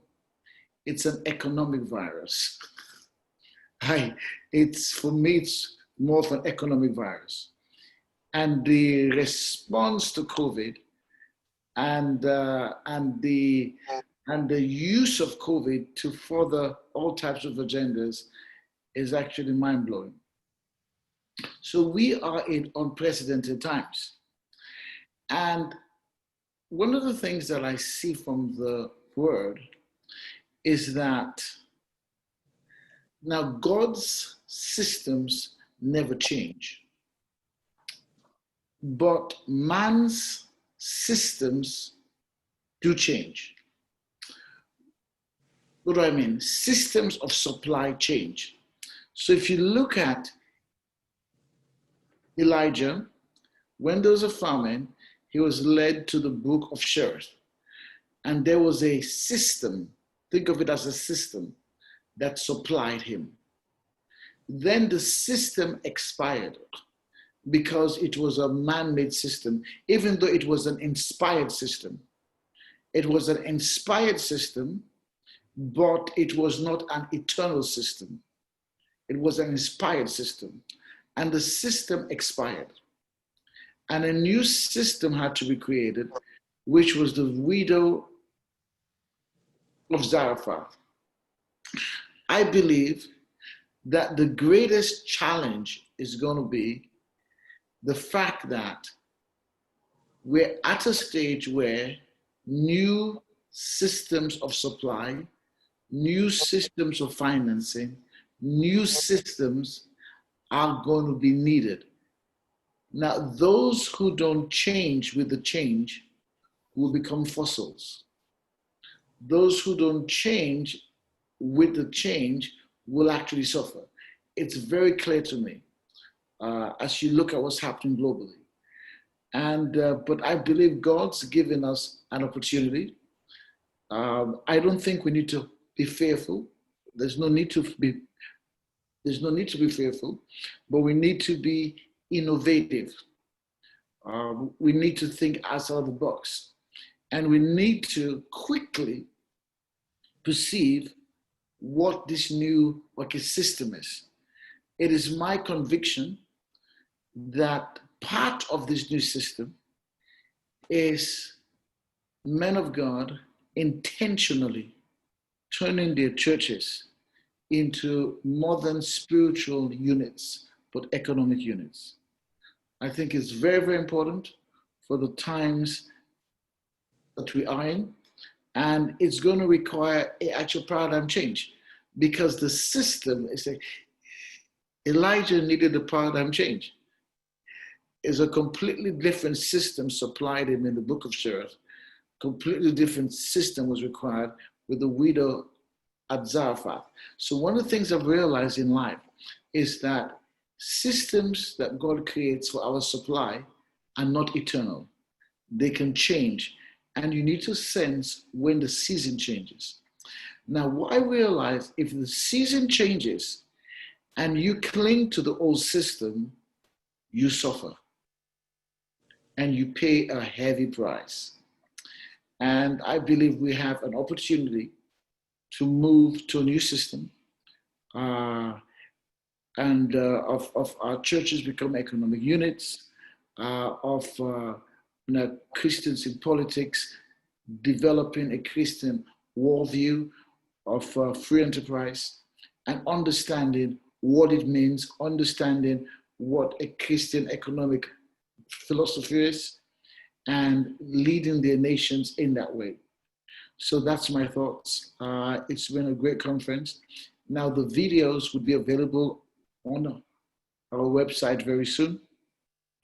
I know some of you would want to actually listen to this over and over again and really grab the information. We are going to continue to bring conferences like this. We will have an event at the end of this month. And I loved based on what Apostle Mario Brumvik shared. He shared on 3 tribes. So you have the tribe that produces the leaders, the actual political leaders. You have a tribe that produces the intercessors and the prophetic leaders, and you have the economic leaders. And so we are going to have a conference for intercessory leaders at the end of this month, and we'll share more with you about it. But for today, I believe that many have been impacted. The videos will be available. And as soon as we have more information from Dr. McNaughton, we'll be sharing it with you.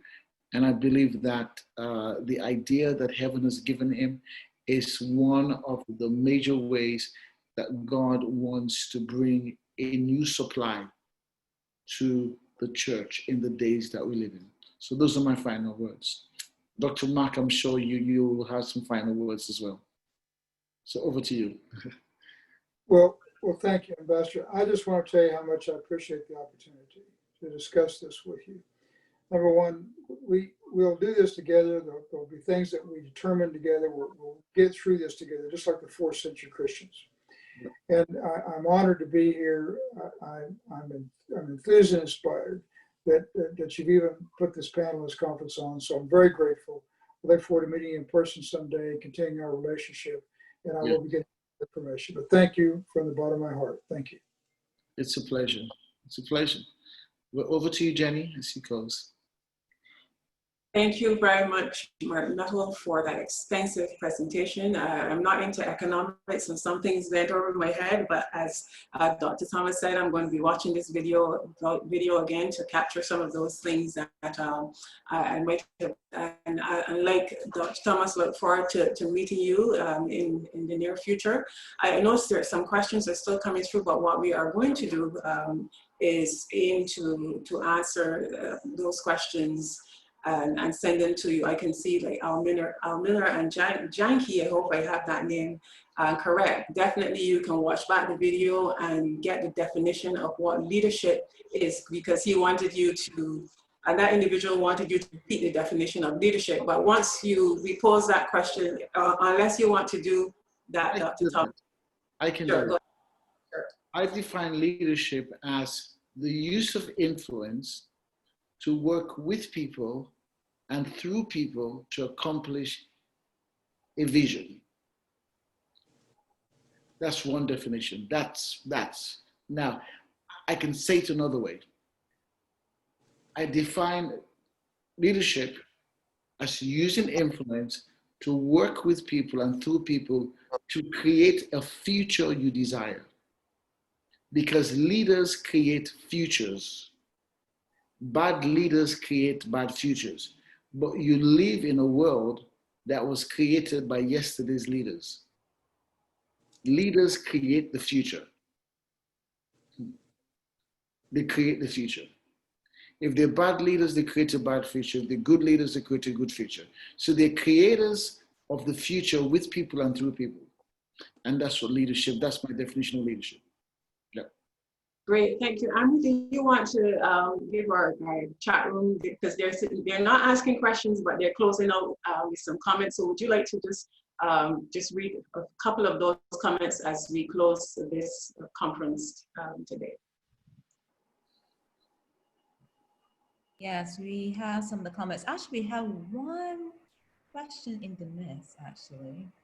And that was asking, are you going to be looking at a new Fair Trade Commission according to Christian principles? But before you answer that one, I just want to give some of the comments that are here. People are saying, totally awesome, really enjoy, great sharing. This was excellent. Thank you very much for a great conference. I'm definitely enjoying the whole presentation very much, a lot of exclamation marks. Please keep them coming. Thank you, excellent, yes, you pronounced my name correctly. Great conference, thank you. Very informative and insightful, definitely needed in the body of Christ. I completely enjoyed it. Indeed, an awesome evening of great information. We need to be more knowledgeable about economic viability. Good night, everyone. And Bishop was asking how they can get the videos. You already just mentioned that. Great information and event. God bless you. So these are just some of the comments so far. Wonderful. Excellent. Well, once again, we want to thank each of you for joining our economic conference this afternoon. And we saw that many of you stayed with us. We started out with only probably losing about 6 or so persons. So thank you for your interest and your dedication, and for Martin Nuttall's presentation. And as it was stated, we're going to make this video available on our Daniel and Esther website. So you can keep an eye there for the video. You can keep an eye there for more events coming up.